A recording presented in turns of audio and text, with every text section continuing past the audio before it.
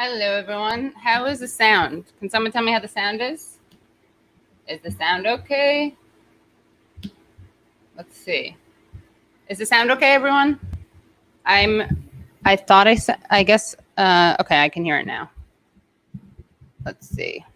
Let's see. Katie Halpern, Chris Parenti, can't miss. Okay. Hit the like button. Yes, hit the like button, guys. Hi, everyone. Good evening. Welcome to the Katie Halper Show. We have a great show for you tonight. And as people are suggesting, hit the like button, smash the like button, subscribe, share the world, share the word, which will be sharing the world somehow. Really excited. Let's see. So we have two guests on tonight's show. The first one is a woman who barely needs any introduction, Marianne Williamson, who is, of course, okay, it's camera shake.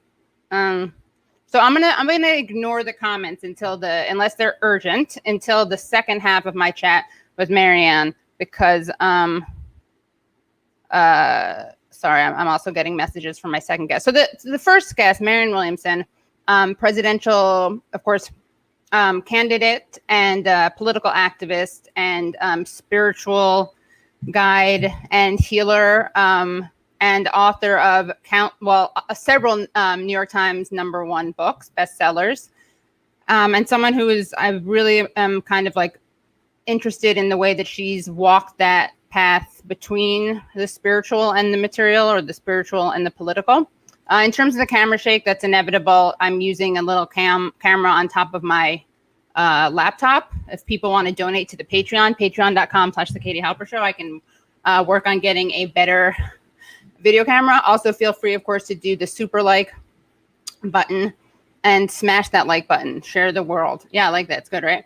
And then our second guest is a return guest, repeat offender, Christian Parenti, who is a writer, an economist, a kind of a geographer. Is that even a thing? He's going to be talking about this really excellent, fascinating piece that he wrote about police killings. And he's also going to be talking about Robert Eshelman, who very sadly died not last week, but the week before. And he was a great writer and just a really great guy, which sounds like an understatement. But he was very smart, very special, very funny, very charming, and extremely sharp and kind. And so Christian will be talking about him as well as his latest piece. So yeah, and we're going to be joined by Marianne within a few minutes. But yeah, I will take a few questions as I just plugging in my laptop. Give me 1 second. But how is everyone doing? And I also think that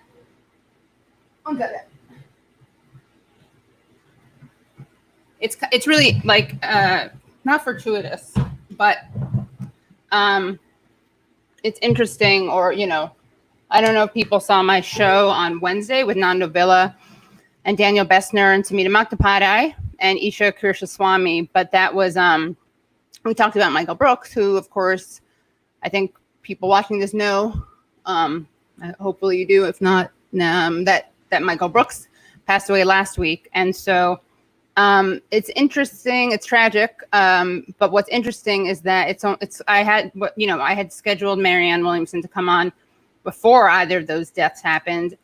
And also a few episodes ago, I had Kate Willett on. I'm not sure if you guys remember, but Kate was the woman who wrote that piece. I hated Bernie Bros until I hated the Bernie Bros until I loved and lost one, about the death of her boyfriend. And while we were talking about that, we started talking about the kind of absence of self-care in many ways. On the left, there's like these two, there are these two different, I think, extremes maybe. There are people who are kind of, and I'll get into this more with Marianne, but there are people who really lean into radical self-care in a way that I think is kind of not very universal or focused on others. It's kind of very self-absorbed. And then there are people who think that activism means that you can't talk about self-care, you can't talk about self-help, you can't talk about anything that's not kind of the way, like a critique of capitalism, or That's not an attempt to dismantle capitalism. And if you do work on things like self-care or self-help, that you are undermining the struggle against capitalism. So I think those two things are real issues, and I'm really excited to talk about it with our guest. And it just is like again, it's not fortuitous, but it's just interesting that this came up with Kate Willett, and that this came up, of course, when we were talking about Michael Brooks, and that, of course, it came up, it will be coming up again tonight with our guest. So without any further ado, and by the way, here are just two of her many books. You can see I have a pen in them because I was underlining Return to Love and A Politics of Love, a handbook for a new American revolution. So I'm going to bring in our guest, Marianne Williamson. Thank you so much for joining us. Hey, Katie, it's nice to be here. Thank you for having me. Yes, of course.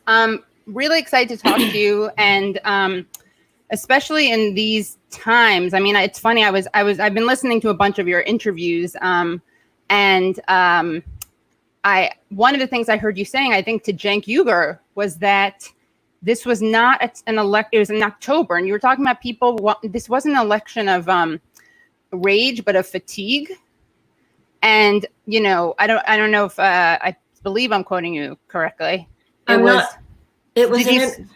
Fatigue? Did you not say fatigue? Well, fatigue is definitely the kind of word I would be talking about, but I'm not sure what it was something about. Oh, sorry. You were talking about how the Dems could win around. It wasn't about rage as much as it was now about people wanting to be tended to. I think there was a time when that sounds like a conversation I might have been having.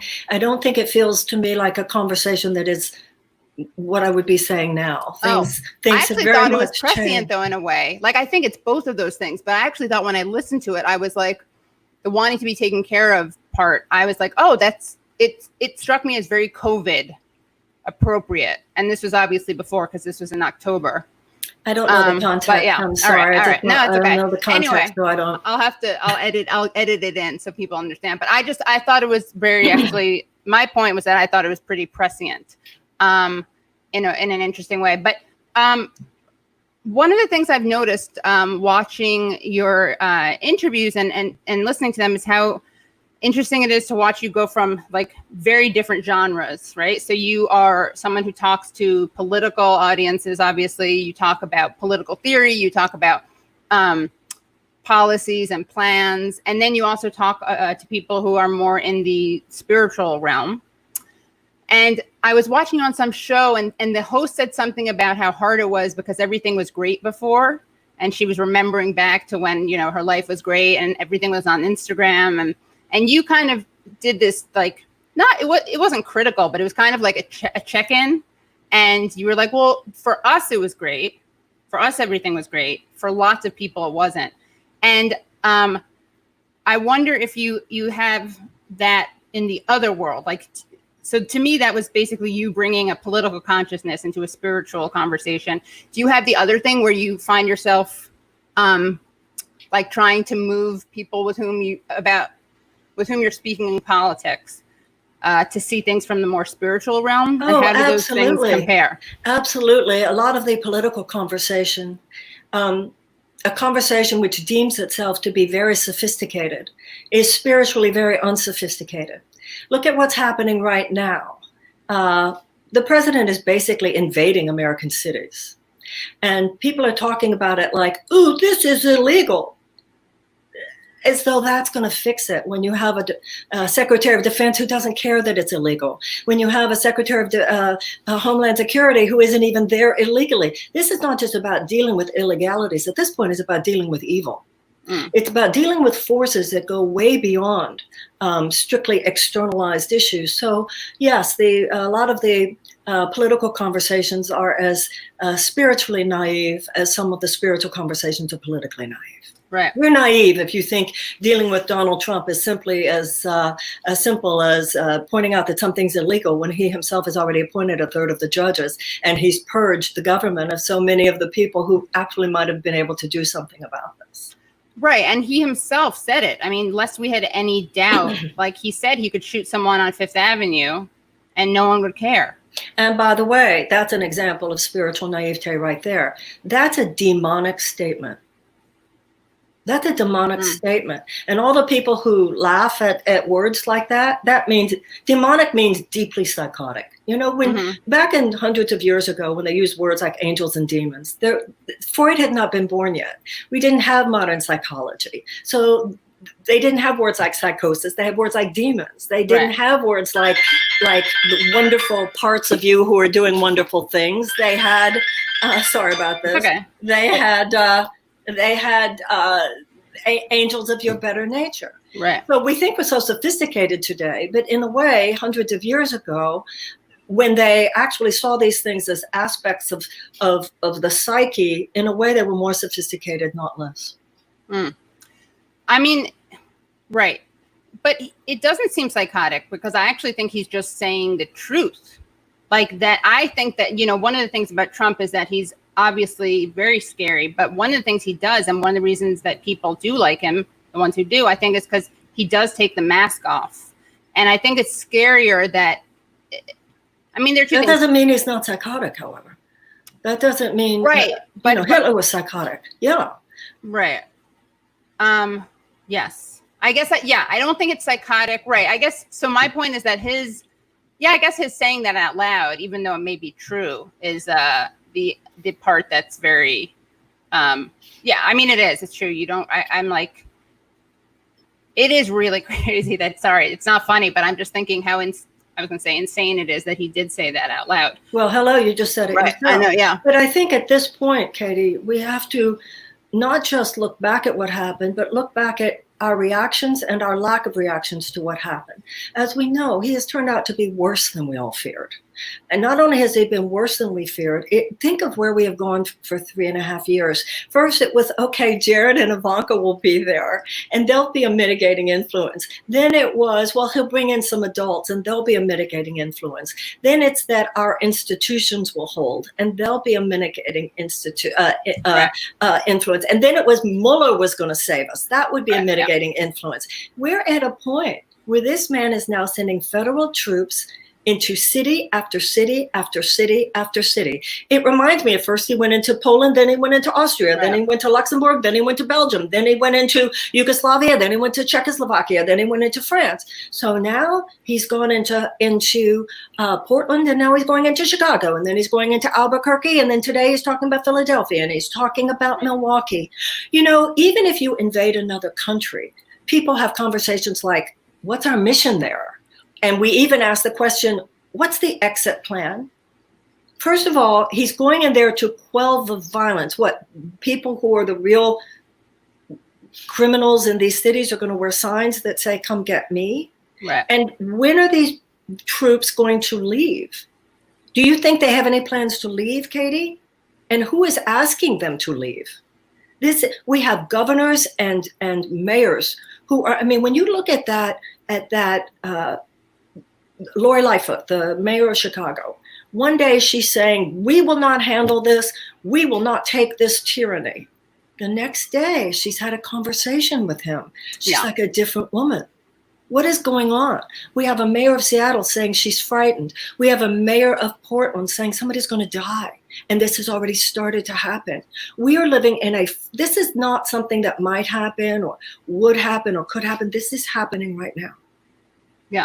And what you see mainly are like tweets coming out of Democratic senators and congressmen saying they can't do this. Right. Meanwhile, the Democrats themselves continue to fund the Department of Homeland Security.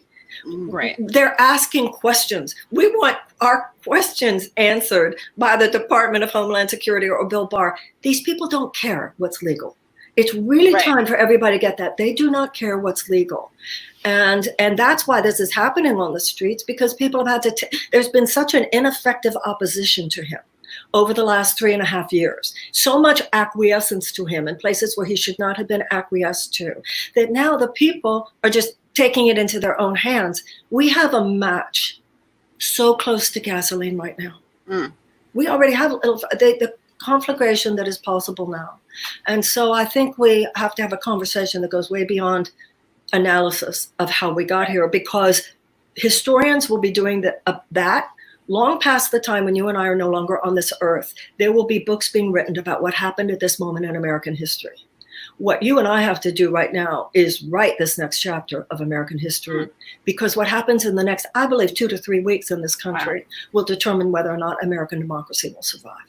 So you pointed out something so important, which is that the Dems acquiesced, and so much of their opposition to him has been very kind of symbolic and performative.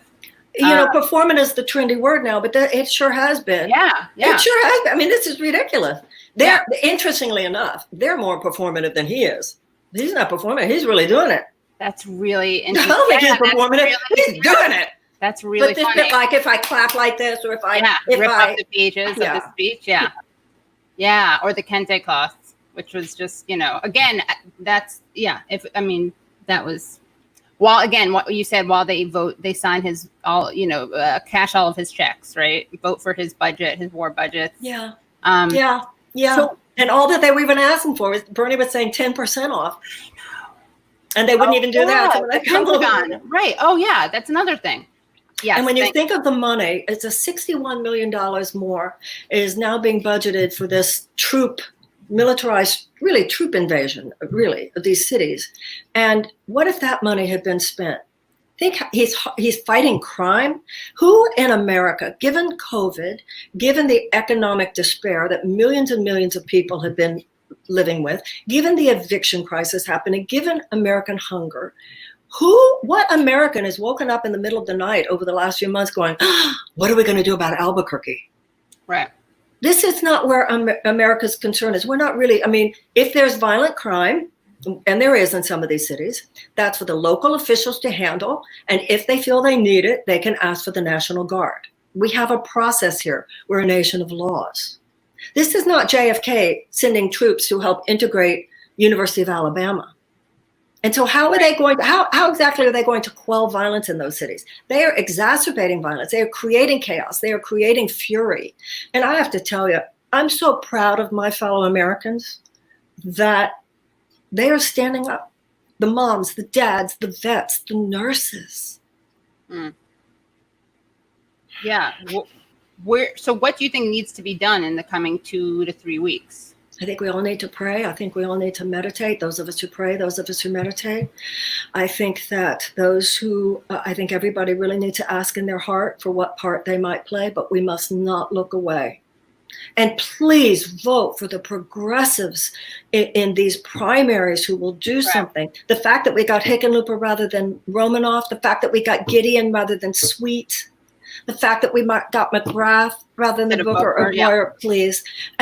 So progressives, we say how much we want change, but when it came to these primaries, but there are still some left. Yeah. There's still some left. Adam Christensen. There are a lot of them. Keita Haynes in Tennessee. You can go to progressivecandidatesummit.com. Some of the people I've endorsed, I'm sure have, Bernie has. We still have time to help get some of these progressive candidates in there. Even Shahid, I'm sorry, Nancy. I'm sorry. I have a great respect that she's the first Speaker of the House. Someone like Chuck Schumer. I wrote last night, AOC needs a primary. What are we, what has happened? What has happened in our country that only Republicans have audacity?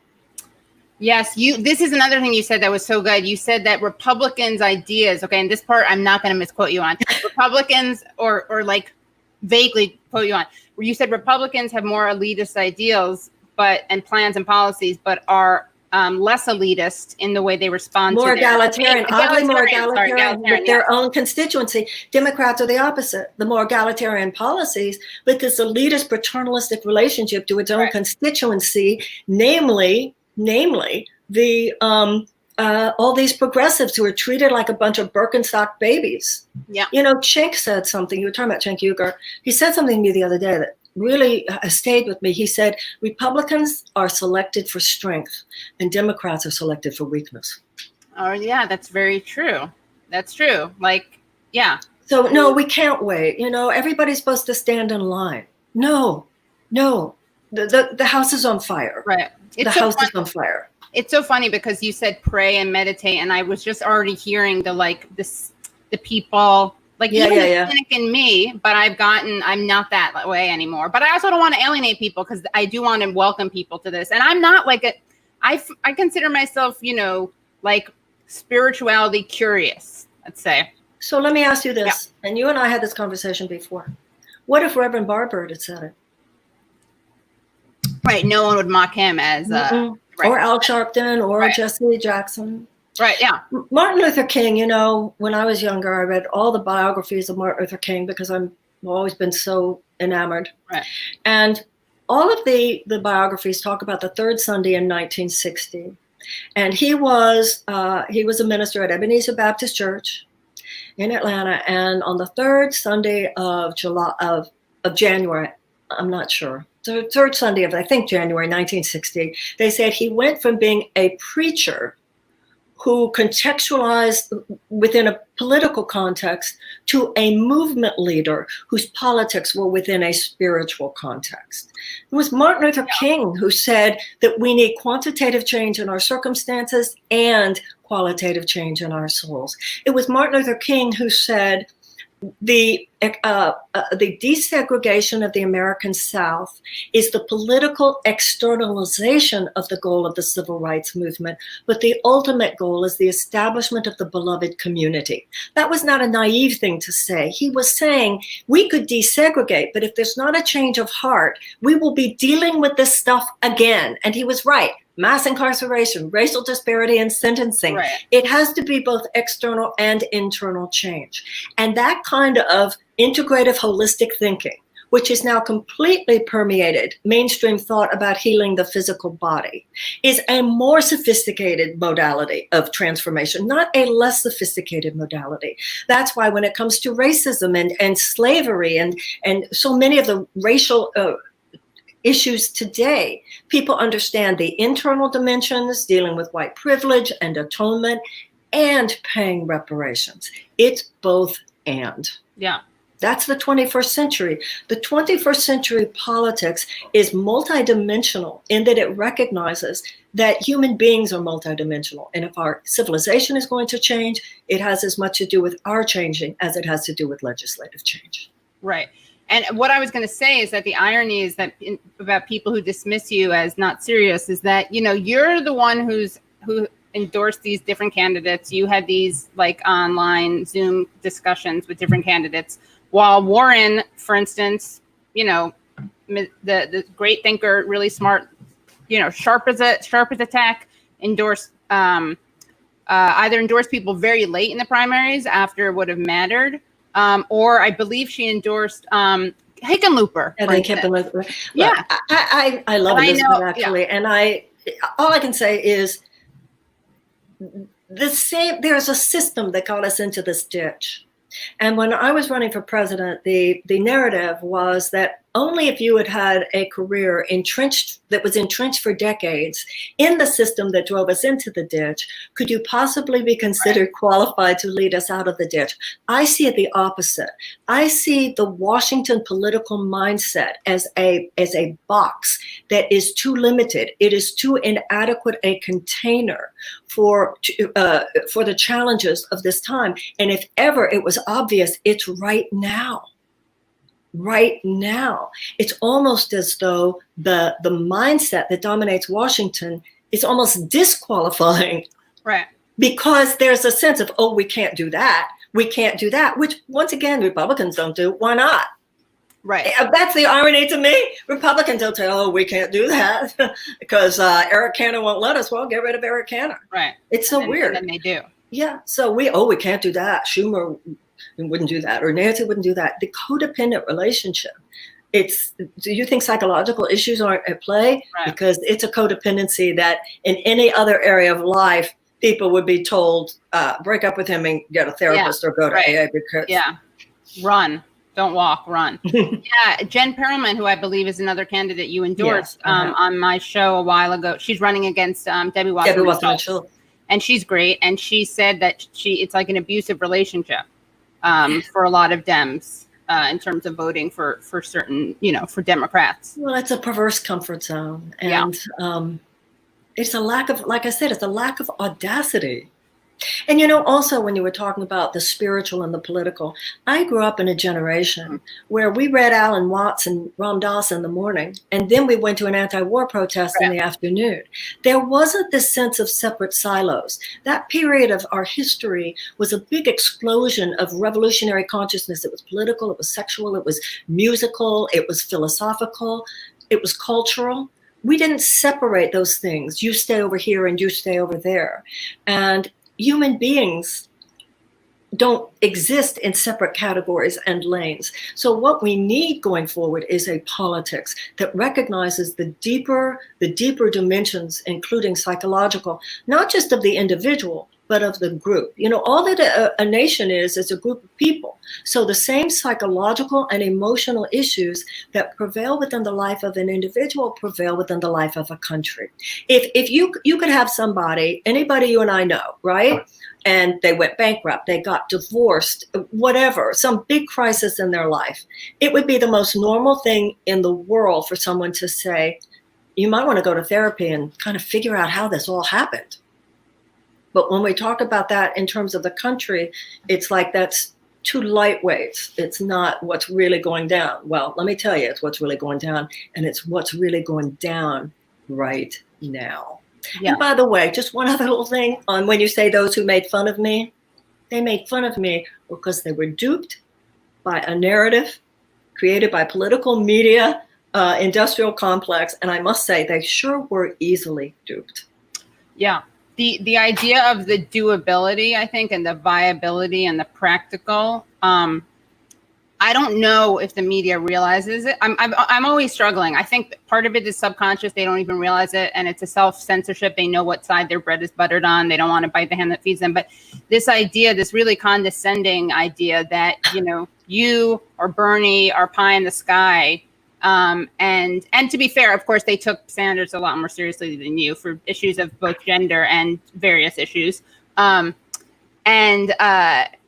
But the idea that you guys, you know, how are we going to pay for it? Always asking people like you and Bernie, how are you going to pay for it? And we both had very good ideas. We both had very good answers to that, by the way. Right. And no one's ever asking the other people how they're going to pay for their things.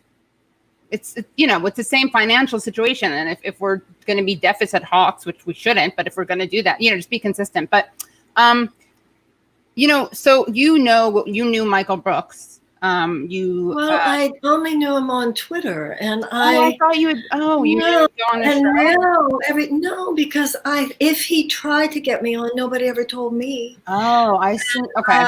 Now I hear all these stories, and it's just devastating. Because I thought I didn't realize any of all that. So I thought he was just this really nice guy on Twitter. But we would talk, but I thought, oh, I wish you'd have me on. Yeah, but apparently there was serious miscommunication or something because it never got to me. I would have loved to. Oh, I didn't even know. I was a big fan. Yeah, I thought you were on the show. I think maybe because I heard him say nice. Well, he apparently talked about me. Yeah. But he was very, I don't know how much you know about this, but I had a friend of my Wednesday night co-host, Nando Villa, was his co-host on another podcast. And so Nando and I were talking with another friend of Michael's, a frequent guest, Daniel Bessner, who's an historian. And they were talking about how spiritual he was, like how big this spiritual practice was for him. And, you know, I think that in the era of COVID, I think people are kind of less embarrassed or less fearful of entering into that area. And there is this really unfortunate, I was referring to this earlier, like this unfortunate framing of this as mutually exclusive spirituality and materialist orientation. And as if you can't have both. And also as if there's this really, do you know Dar Williams, the folk singer? Who? Dar Williams. She's a folk singer. She has this song and the lyrics of it at one part are, and when I talk about therapy, I know what people think, that it only makes you selfish and in love with your shrink.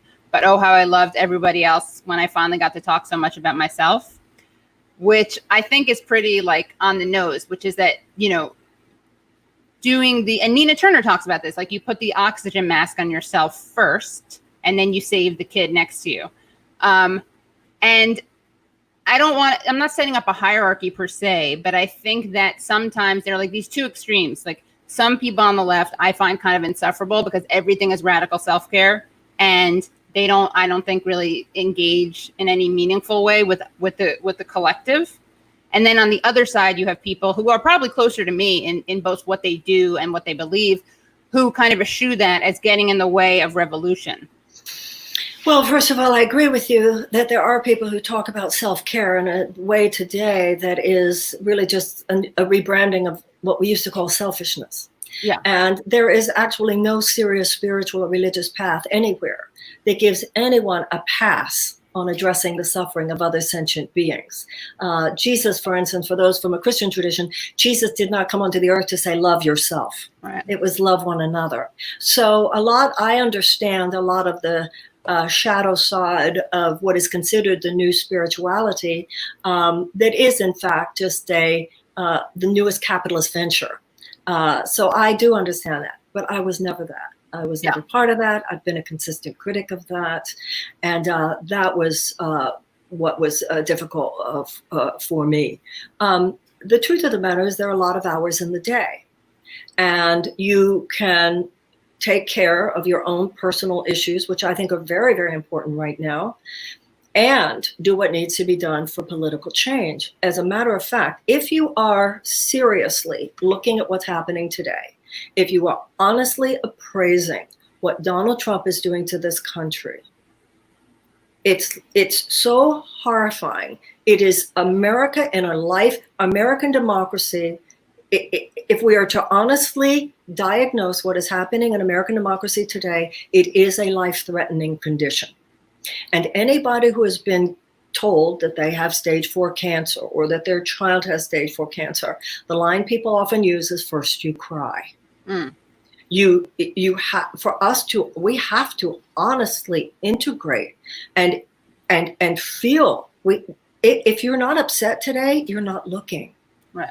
That's another thing, the false positivism of many people, like, oh, we're just not going to look at it because it's toxic. If you look at it, it expands, when in fact, some things expand because you don't look at it. You don't say it's only stage 1 cancer, so I won't look at it. So the issue today is we need both, because if you just go into anger or you just go into cynicism is an excuse for not helping, and anger only ultimately feeds the flame. Moral outrage, if we're really emotionally integrated to what's happening, we don't even have the luxury of wasting an instant on personal emotionality. He's a threat to our democracy. He is a threat to our planet. We will not let this happen.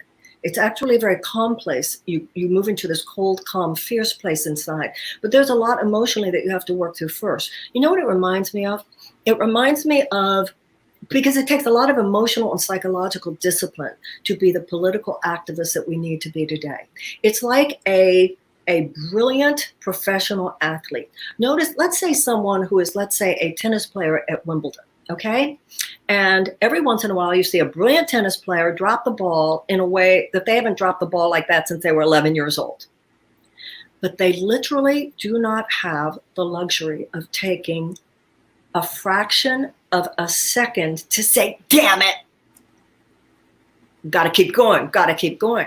So to me, meditating, praying, spiritual practice, working through all the psychological and emotional issues is what makes you the fierce person, and that guided by the kind of intuitive power that we need to be now to handle this moment, especially since there is no linear, rational formula that will tell any of us how to get out of this. The fact that the Democratic leadership has been so ineffective at mounting the opposition that needed to be mounted over the last 3.5 years means that it's in the hands of the people now. And people have taken it upon themselves. That's what makes this such a dangerous position. But I think a lot about, let's say, the French underground. Think of all the people who were underground during World War II. They didn't have phones. They didn't have computers. A lot of it had to be intuitive. A lot of it had to be intuitive and just dimensions of the brain. So I believe the idea that we have to really fortify ourselves emotionally right now for this moment is so that we can show up for the political dangers that confront us. Well, I think that both things are based in compassion. Like, right. So justice is the other side of, compassion. And we talked about this on Useful Idiots, how, Che Guevara has this quote about, as ridiculous as it sounds, the revolutionary is guided by love. How and Che Guevara I don't remember anybody making fun of Che Guevara for saying that. Yes. And to people in the chat, a lot of people commented on various things about Sharpton or Barber. The point isn't whether or not you think they're political allies. Marianne's point, I believe, is that no one mocks their spiritual framework as hippy dippy. So that's the point. And what do you have to say to, like, I assume a lot of my viewers are people who haven't, maybe I'm curious, like guys say in the chat, but do you guys meditate? Do you guys pray? And what advice do you have for people who don't do that regularly? Is there like a gateway, a good introduction to that for them? There are many people who have found their spiritual home. To me, there's one truth spoken with a capital T, spoken in many different religious and secular traditions. Okay? Some people have found the path, religious, spiritual, or secular, that works for them, and they're doing it daily. And it's like the yoga of consciousness. Just like when you do physical exercise, you're strengthening your muscles. When you do spiritual exercise, you're strengthening your attitudinal muscles. Because just as there's physical gravity pulling down your physical muscles, there's emotional gravity, psychological gravity, fear, fury, chaos, anger, defensiveness, attack, the things that make you make mistakes, the things that make you less effective. So you build your attitudinal muscles. So some people have found the practice. They could be Buddhist, they could be Kabbalistic, they could be Jewish, they could be Hindu, they could be Islam, they could be Christian, they could be in psychotherapy, whatever it is. Some people are doing it. Some people kind of know the book or the tradition that speaks to them, but they haven't been doing it with discipline. And moments like this are perhaps making them think, I really should do it more often. I often ask meditators, does meditation work for you? You meditate often? And they say, I meditate sometimes. And I'll say, does it work for you? And they'll say, sometimes. And I go, hello. Okay. And then there are other people who are listening to this and are thinking, I think there's something to this, but I don't know. I don't know what book. I don't know whatever. If that person in your heart will now just say, in your own heart, I'm willing. I just don't know how. Books will fall at your feet within 3 days. You're going to get a call from someone. Some book's going to arrive. It's going to happen. If you express in your heart that I'm willing to be a vehicle of greater love, God of my understanding, whatever, it'll happen because the universe is intentional. The oak tree, the acorn is already programmed to become an oak tree. The bud is already programmed to become a blossom. You know, the line that Martin Luther King used to quote, the moral arc of the universe is long, but it bends towards justice. You know, that if your body has an immune system, and it can take a lot of injury and assault and still heal as long as there is a healthy immune system. And the psyche has an immune system as well. We can take a lot of heartbreak, we can take a lot of stress and anxiety, but there is a psychic immune system by which we can heal. Civilization has an immune system, and all of us now have to awaken and be willing to be the immune cells because we have a very deep cancer in our midst. You know, you could look at World War II and you could liken the Nazis and the Japanese Imperial Army during World War II to an operable cancer. They were operable tumors, and they could be and were brilliantly surgically removed by a previous generation. What we have now is a cancer that's metastasized. It's based in an amoral economic system. It has wrapped itself around healthy organs. It has corrupted our politics. It has corrupted our business. It has corrupted so much. It is an amoral economic perspective that puts things before people. That is an economic rather than a humanitarian bottom line. It is completely devoid, sociopathically devoid of any sense of moral or ethical responsibility to the planet or to people or to animals. But it's not so easy. You can't just surgically remove it. It's metastasized. And so we need to boost the immune system. All of us are immune cells, and we will all be guided when that's our desire and our devotion to cast it out in the ways that we're led to do. It's so interesting because I thought that I was going to get a lot more responses. Like someone wrote in the chat, just read Marx. But honestly, there are a lot more responses in this about how from people who meditate. And I was sure there were going to be more just read Marx responses. What did you say? What we mark? Just read Marx. Someone wrote. Yeah, well, okay. You know what I say to that person? Yeah. I don't know how old that person is, but I would be willing to bet I was reading Marx before they were born. Right. Yeah. I've read Marx. And by the way, I'll tell you something else about Marx. Marx.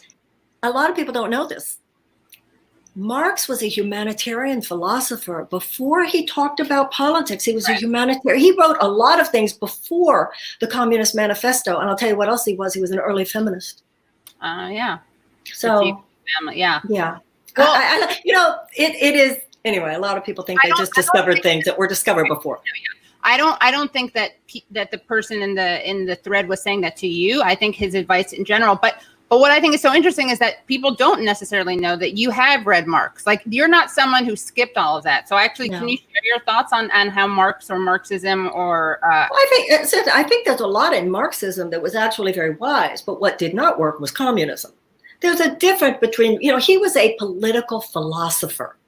So as a political philosopher, much of his critique was I think accurate. Although I'm not an anti-capitalist, I believe that the healthiest society, in my opinion, has elements of capitalism and elements of socialism. What do you think the fire department is if not a socialist institution? What do you think the police department is if not a socialist institution? And in many ways, the public health, school system is a socialist system. This is the deal as I see it. I have been very blessed by the high side of the free market. I wrote a book that Oprah Winfrey enthused about. I understand the blessings of the free market. I understand how great it is to be in that club if you are within the privilege of the free market. The problem in America today, however, is that not enough people can get into the club. The American dream is not that you might make it. The American dream is that anyone has a chance to. And I don't think that the average person who creates wealth in this country wants to feel that they are doing so at the expense of other people even having a chance. So this massive transfer of wealth into the hands of 1% over the last 40 years has created a situation where millions of people are on economic lockdown. They do not have a reasonable chance to pursue happiness. Millions of American children, which was a big part of my campaign, millions of American children who go to classrooms in schools where they don't even have the adequate ability to teach a child to read. And if a child cannot learn to read by the age of 8, the chances of high school graduation are much, much less. They're drastically decreased, and the chances of high school of incarceration drastically increased. When you have so many millions of people without health care, when you have so many people without access to higher education, when you have so many millions of people who are hungry, when you have so many millions of people, even before COVID, who could not take an unexpected $400 expenditure, when you have so many millions of people who don't know how they'll ever get out from under these college loans, you can't be a capitalist if you don't have any capital. Right. So the issue is that American capitalism, starting in the 1980s, completely disconnected. And I'm not whitewashing or glamorizing or romanticizing American capitalism before Ronald Reagan was president. But I can tell you, Katie, because I was alive then, there was a social agreement and consensus that we expected the American corporation to care. I'm not saying they always did. But there was an understanding that, of course, they should care. Starting with trickle-down economics, the idea was that the only responsibility that the American corporation had was fiduciary responsibility to its stockholders. No moral or ethical responsibility to the planet or to the planet's inhabitants. And then the idea was, well, government will protect the people, but then because of the explosion of undue influence of money, particularly corporate money, on our government has become more of a handmaiden to those corporate forces than it's become an advocate for the safety and the health and the well-being of the American people. And we are a system right now where our government has become a legalized system of bribery, and it's time for the people to step in. It is the most American tradition to push back against the overreach of capitalism. That's why we have labor unions. That's why we have child labor laws. So the abolitionists did it, the women's suffragettes did it, the civil rights movement did it, and it's time for us to do what others have done. And if I may say so, the abolitionist movement came out of religious and spiritual circles. It came out of the early evangelicals in New Hampshire. Many of the women who were heads of the women's suffrage movement were Quakers. And right. Dr. King, hello, he was a Baptist preacher working with the Southern Christian Leadership Conference. Right. The social justice movements of the history of the United States have more often than not been emergent expressions from religious and spiritual circles who put conscience first. So I'll read Marx, which I already have. If some other people will read Testament of Hope, Martin Luther King, and so forth. So there are parts of Marxism that have stuck with you, it sounds like. Oh yeah. Or the orientation, yeah. Oh, yeah. And were you reading Marx before you were in the spiritual realm, or was it the other? I was in college. Around? I mean, there was a woman named Shuala Smith Firestone. I don't know if you ever heard that. Yeah, Shuala. And I was very into Shuala Smith Firestone because she was an early feminist thinker and a Marxist. But I look at that now like, yeah, but this is not, even when Lenin was talking about the Russian Revolution, people said to him, how are you going to do with peasants? These are not workers. So communism was a very, very failed experiment. Not that I ever was one, but I believe that you can read certain things and you say, yeah, there's some truth to that. There's some truth to that. But and is it probably good to kind of have some understanding of some of what that theorizing is about? Yeah, but to really apply it deeply to an analysis of American capitalism today, for me, things are very, very different. And I am one of those people that's a holdout, and I believe that American capitalism can reclaim its conscience. I know a lot of people are laughing out loud right now, but there are people such as Jeremy Grantham, there are people such as Ray Dalio. These guys are not stupid. When you have someone even like Jamie Dimon from the Business Roundtable, you can't get more conservative business than that. Even he has said that short-term profit for corporations should no longer be the bottom line of corporate functioning. These guys are not stupid. They know that you've got a younger generation who rightfully are saying, what the hell has global capitalism ever done for me? Right. They've got a younger generation who rightfully so are saying, what should I be afraid of in socialism? The free healthcare or the free college? They know, many of these guys, that if they don't right that ship and bring back some ethical or moral functioning into what they're doing, then that generation, maybe Elizabeth and Bernie and Marianne won't be able to do it, but that younger generation is going to storm the Bastille. And if the government is not going to stand up for government of the people, by the people, for the people, and are continued to be just whores for these capitalist forces that are so untethered to conscience, then the people are going to take it from here. That's what's happening as we speak. And I hope some serious capitalists are going to start speaking up right now. And I hope some members of the Democratic Party are going to start showing up in more forceful ways right now. And I hope that all of us are going to show up at the polls on November 3rd, or God help us. Yeah. Well, I think, my listeners and viewers are probably, they don't laugh at the idea of compassionate capitalism. Or what did you say you wanted capitalism to?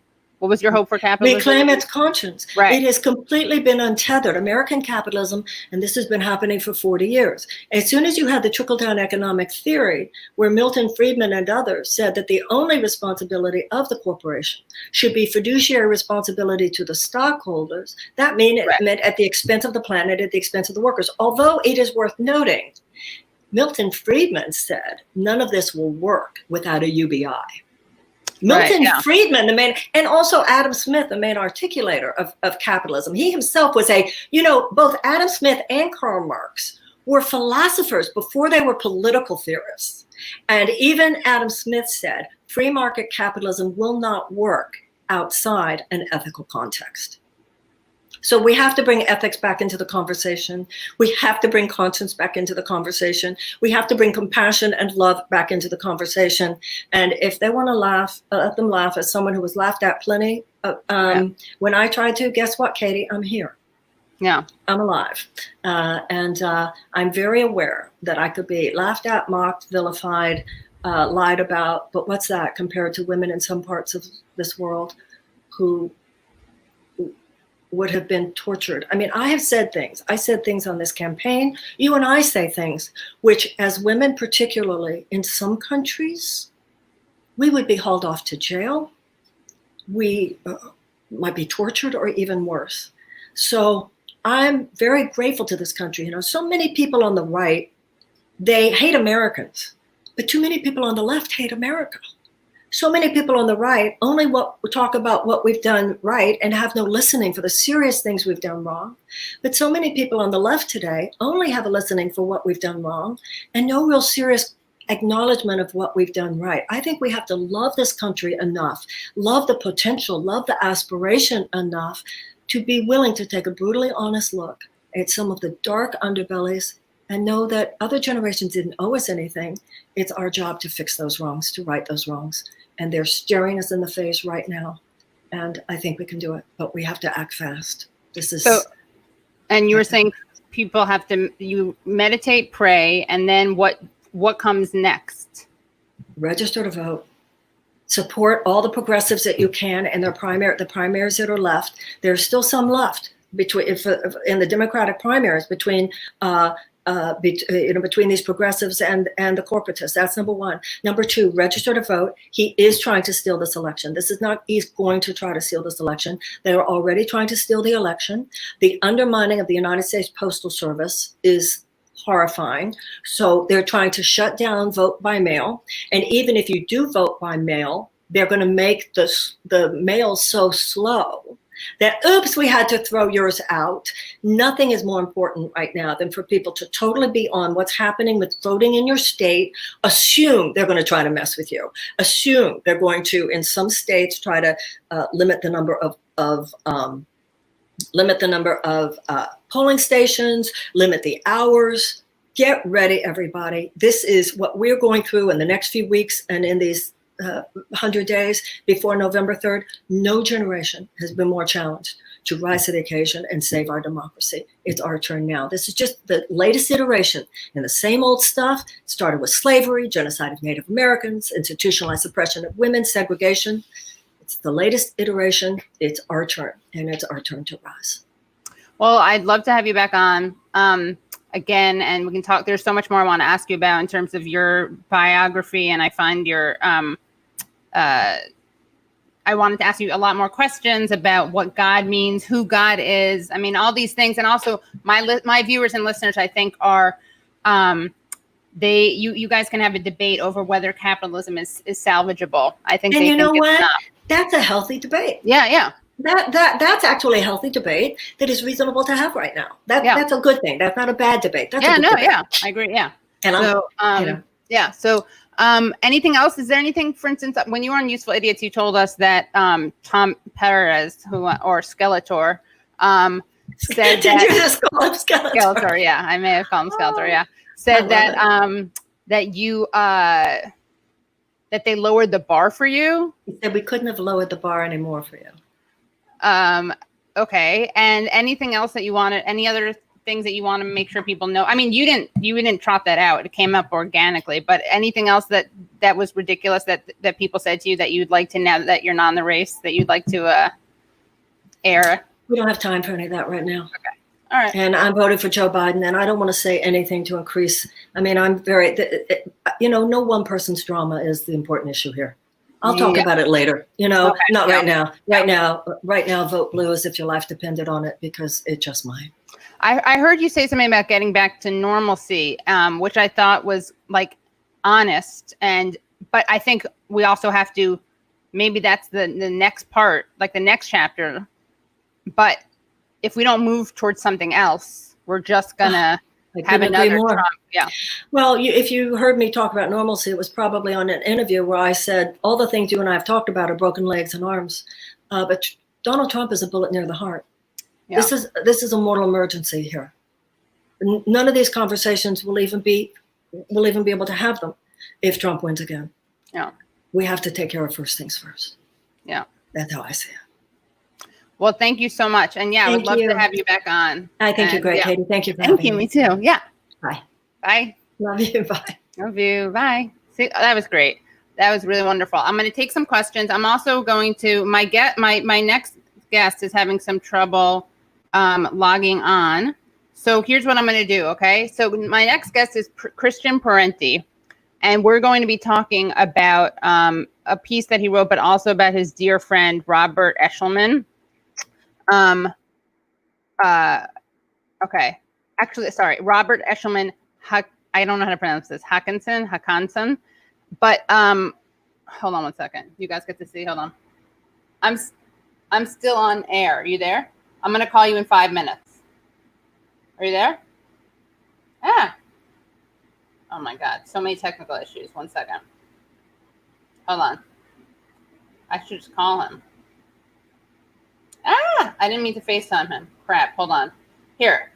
What I'm going to do is, okay, call one ready. Great. I'm going to play you a video of Rob. 1 second. This is okay. And then I'm going to help Christian get on. Now, tell me if you can hear this when I play it. Hold on. Tell me if you can hear it. 1 second. Okay, 1 second. Share screen. Chrome tab. Sorry, I do this every time I play it. I don't know why I have to say it out. Every time I do it, I don't know why I have to say it out loud. Okay, 1 second. Tell me if you can hear this. And those that aren't adhering to the sound science.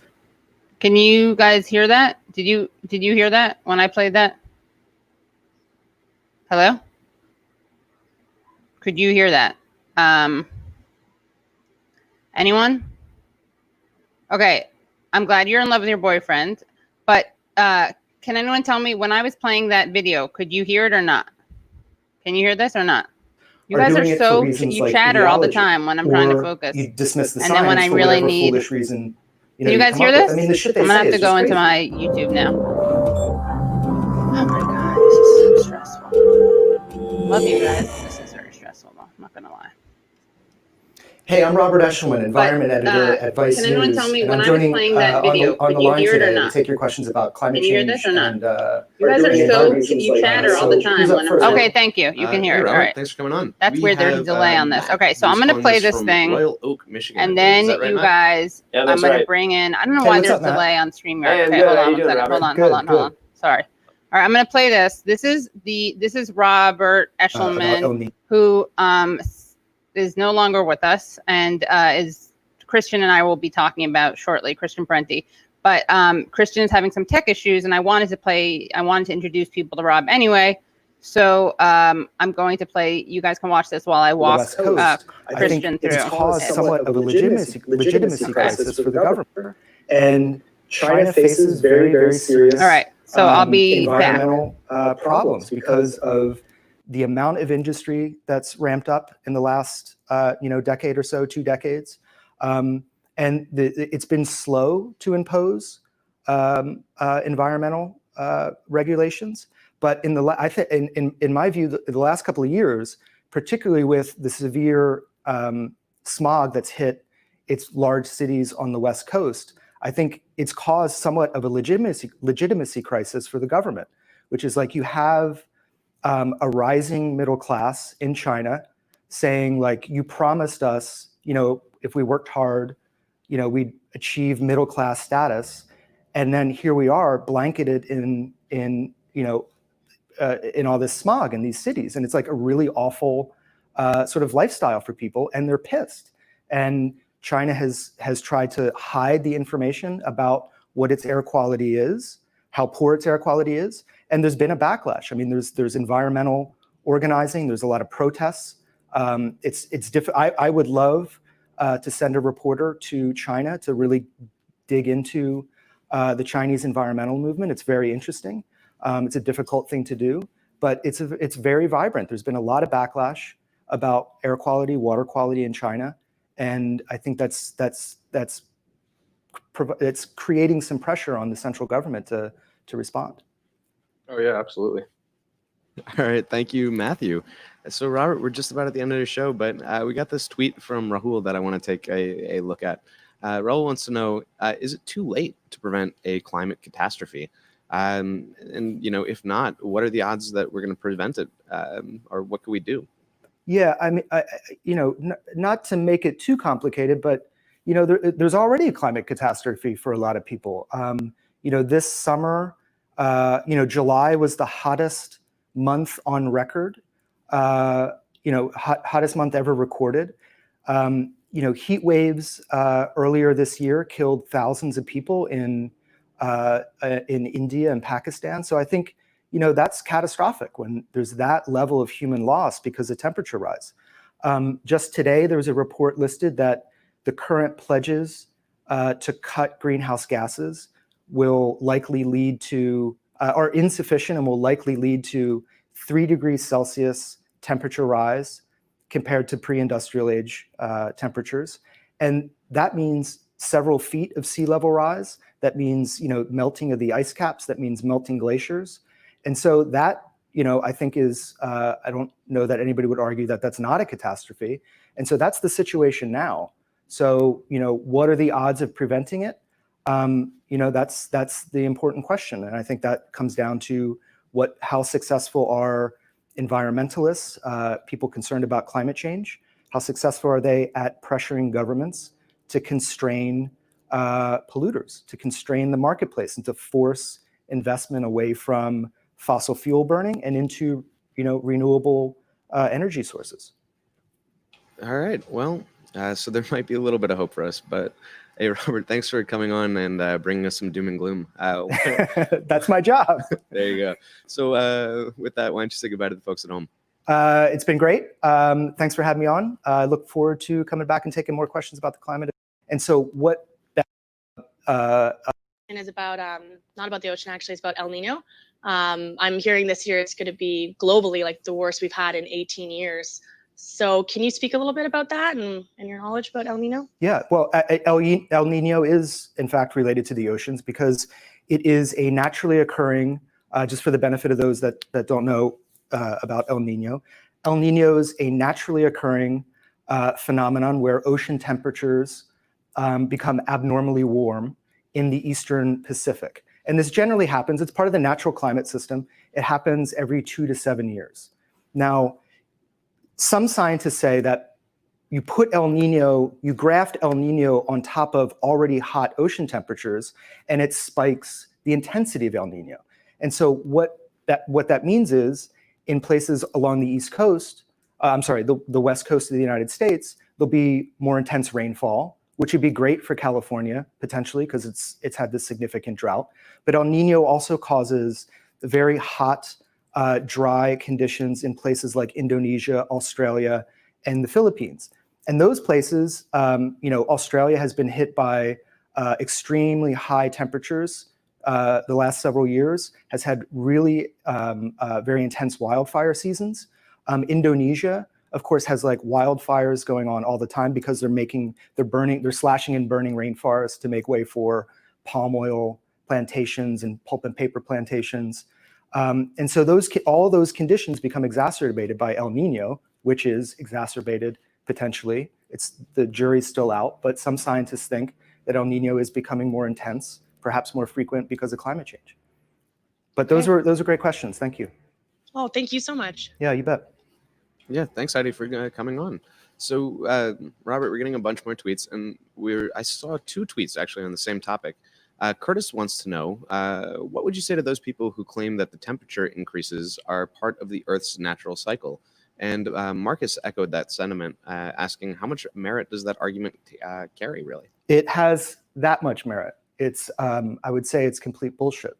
The science has been sound. There's little, if any, disagreement among the science community on the fact that human-generated greenhouse gases are causing the planet to warm. The role of natural, of course, there is natural variability in the Earth's climate, but Okay, we are back. I'm going to bring in our guest, who is going to talk to us about his latest piece, and also about Rob, who is the man who was just speaking in that video. and is a dear friend of Christian. Yes, that video is from 2015. This is when Rob was working as a reporter for Vice. All right, we will talk later. Yeah, it's from 2015. Yes, I'm not sure what the relevance is that. Okay. Christian, hello. Hello. Is this working? Can you hear me? I can hear you. Yeah. Hi, can you hear me? hello. Hello. Yes. Sorry about Yes. the technical Can difficulty. everyone hear Christian? It's okay. How are you doing? I'm doing all right. Other than, a good friend, very close friend for many years dying. Other than that, I'm okay. But that's a really terrible blow. And that was Rob, who we were just watching in that video. Mm-hmm. And there were other. I just wanted people to, be able to see him who didn't know him. And I don't know if this was in this part, but there's a cute part where he talks about little critters in the ocean. Anyway, and Christian, you wrote an obituary about Rob, but I wanted to give you the chance and also give everyone else who didn't know Rob the chance to learn about him and you the chance to tell people about him. Well, Rob was, as the Jacobin obituary explains, Rob was the son of two factory workers. He was born in 1973 in Bucks County, PA. He finished high school and moved to Philadelphia with his savings from a dishwashing job and lived in a squat and was politicized by punk rock. And that politicization, took the form. At first, he was an anarchist. He was involved with Wooden Shoe Books, and he then went to Germany and lived in Kreuzberg, the famous Berlin neighborhood, which was controlled by squatters, and lived in a large squat there, and was involved in European anti-fascist activism. And this is when he's 19, 20, 21. And I guess more 20, 21, 22. And then at one point, there was a huge confrontation. There were reunification happened. He goes to Germany in 1991. And so reunification has happened. And Kreuzberg is becoming gentrified. All of Berlin is becoming gentrified. And so the police are moving in on these neighborhoods of squats with tremendous determination. And in one of these big eviction battles, somebody tried to pushed a bathtub that had been turned into a planter, pushed it off the roof and almost killed some cops. They were luckily avoided that. But the cops sustained some injuries, and they were they wanted to get these squatters. And so one thing they were doing was, rounding up foreigners and deporting them. And Rob had been involved in this, days and days of defense, and they were nabbing foreigners such as himself. So he escaped to Czechoslovakia. I'm telling the story of his life, but you asked actually a simpler question. I mean, who was Rob Eshelman? Rob Eshelman was a journalist who died recently at age 47. He was a radical journalist from a working class background, and his life, though brief, was really kind of pretty cinematic and wild. So I'll continue with that story if you want. So definitely. Yeah. And so this is obviously him. This is Rob, who's among many things very handsome. That's not the most relevant, obviously, but you can see the obituary on his face there. Yeah, but not totally irrelevant either. No, all right. Yeah. So Rob, and I met him in San Francisco. Yeah, I was going to ask where you met him. Yeah, I met him in 1995, and I'm a couple years older than he. And I met him at a party where we were making torches for a torchlight march in support of Mumia Abu Jamal, trying to get his then pending execution to have that stayed and stopped. And it worked. It worked, and that's where I met him, and we've been friends ever since. But so the story of his life is just kind of amazing. So he's in Germany. So wait, can I ask you do you remember how you started talking? Were you next to him holding a torch? We went. No, it was a friend of ours, this guy David Martinez, who's a filmmaker. Then was a bike messenger. Was was hosting this torchlight making party, and it was actually coincided with, I think it must have been like 94 maybe, because it coincided with the 50th anniversary of the creation of the UN, which was created, I believe, in 1954 in San Francisco. And there had been lots and lots of protests, and the police had been guarding dignitaries. And we thought this was a moment when there was a lot of attention on San Francisco because of the UN celebrations to have a big protest, and Mumia's pending execution was coming up shortly. So I don't know who it was, came up with a plan. We'll have this torchlight march. And we assumed it would be shut down pretty much immediately, but we made lots and lots of torches and stashed them around the city. And I remember going there, and people were like, yeah, Rob's going to be there. Rob's back from the Czech Republic. Rob's going to be there. And I was like, who's this Rob guy?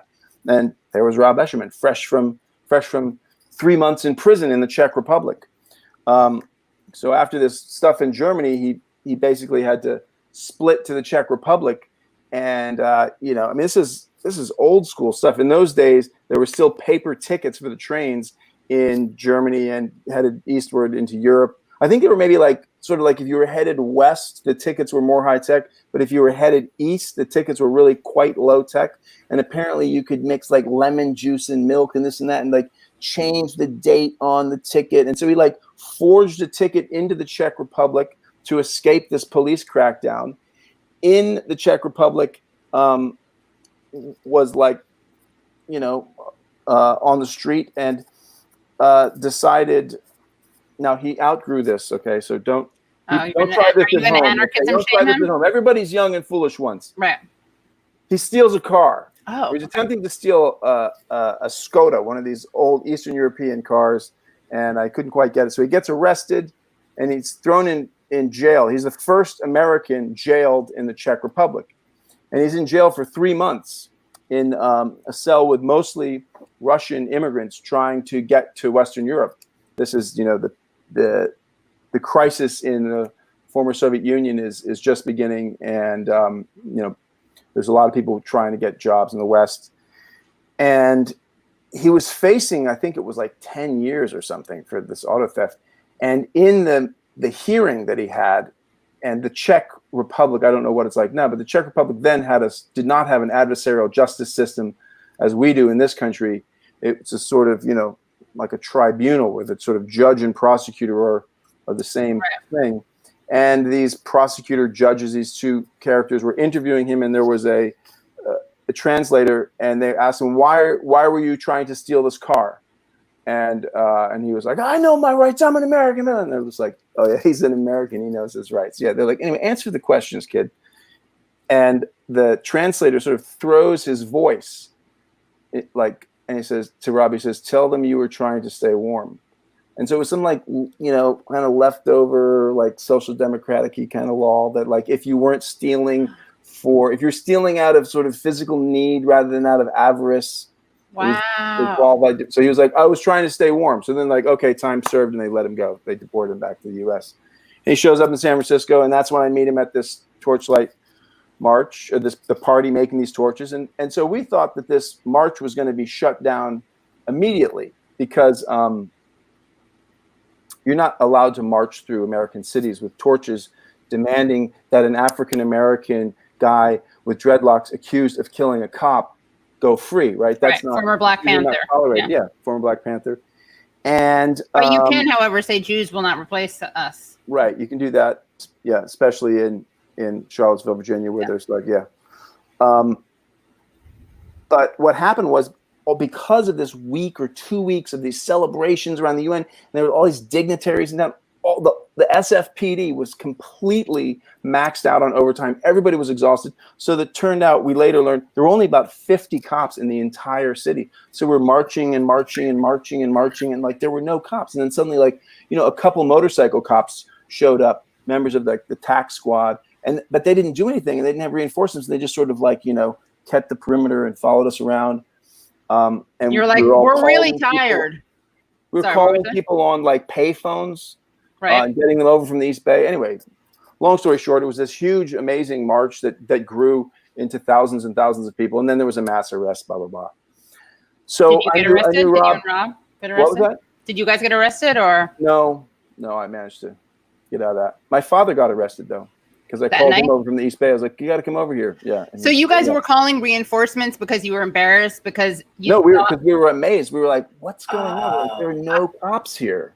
right. So you were guys. It was like it's low stakes. You might as well come out. Exactly. Right. Oh, I thought you guys were like, oh my God, we got it for the optics. Like we thought we'd be locked, hauled away, but now we got to keep. I thought it's like my back is killing me. I thought this would last like 10 minutes, and I'm still walking. I got to get swapped out. No, it was about making an impression. Right. So anyway, Rob was hired as a tenant organizer, and I forget that I think it was the San Francisco Tenants Union that he worked for, and in the early 90s, there was, gentrification, as has been going on since the 70s in San Francisco, was running rampant. And so he was struggling to fight illegal evictions. And also then with the election of Bill Clinton in 94, there soon commenced a program called Hope 6, which was about tearing down public housing in the name of improving 92. conditions. Wasn't it 92? That's when he's elected. Yeah. But Okay. I thought you said 90. Sorry. Oh, I get it. no, Sorry. you're right. Yeah. 90, yeah. So Hope 6 was underway, and sort of in Chicago, like Cabrini Greens, which was a centrally located housing project, was disinvested, allowed to become very rundown and problematic, and then those conditions were used to justify its destruction.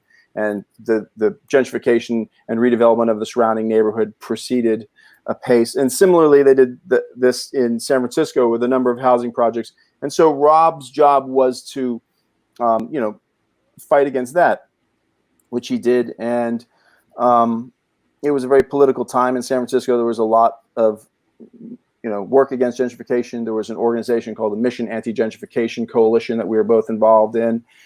And then there had been a suspension for 30 years or 20 years, 25 years, whatever it was, I forget, of district elections. And it was because in 1978, a former San Francisco police officer and firefighter named Dan White had been elected to the Board of Supervisors, and then he quit the Board of Supervisors, and then he went back into City Hall with a gun and killed Harvey Milk, who was the first openly gay elected official in the United States. He was also, that's what he's known for, he was also a real lefty. He had like really, really solid and aggressive class politics, right? He wasn't just about his identity. In fact, Harvey Milk ran against another gay man candidate who had crappy politics. Right. So Dan White kills Harvey Milk and the fairly left mayor Moscone, and there was this huge. There was this trial. Dan White got off on the Twinkie defense, claiming that he was temporarily insane because he'd eaten nothing but Twinkies. And then there were these riots. And so then the powers that be in San Francisco said, oh, well, the problem is district elections. We can't let neighborhoods elect their representatives. We have to have citywide elections, which meant that it was much more expensive for people to run a campaign. And so the left lost out. So that had been defeated. And then in the late 90s, I guess it was like 2000, 99, 2000, I forget when it was, we finally, had district elections again. And after this sort of decade of anti-gentrification struggles and a whole slate of leftists won. I remember there was a guy named Chris Daly, who was also a housing activist and a friend of mine. And he ran for supervisor in the Tenderloin. And I remember when I was told that was happening, I laughed out loud. I thought it was so ridiculous that this 28-year-old, like punk rock lefty organizer could get elected to the Board of Supervisors. Well, lo and behold, he did. They put up a banker against him, and we beat that banker like I think 79 to 21 percentage points. Rob was involved in that. The whole slate of lefties came in, and they elected as president of the Board of Supervisors Matt Gonzalez, who many of your viewers will probably remember from his involvement nationally with the Green Party. And so Matt hired Rob to be his legislative aide. He only had like 2 staff. It was Rob and somebody else. And, and their office famously was like, dimly lit with like Persian carpets and a record player and like abstract art. Cause like Matt Gonzalez then, and I believe still runs a small poetry press. He was very close with a lot of the, the older kind of beat poets in North Beach. So they had this like totally bohemian kind of scene there while fighting the good fight on the class front. Then, and I left San Francisco at that point and came back east. And then Rob and I went to Iraq together in 2003. And Rob, at that point, after 2003, or at beginning in 2003, after a couple of years in city government, in which he was very active and very, very effective. And by the way, did not have a day in college, right? He was a working class high school grad and, just barely squeaked through high school. But he was an autodidact. He was a compulsive reader. He had an encyclopedic knowledge of punk rock and experimental jazz, and had a way with people. People were really taken by him.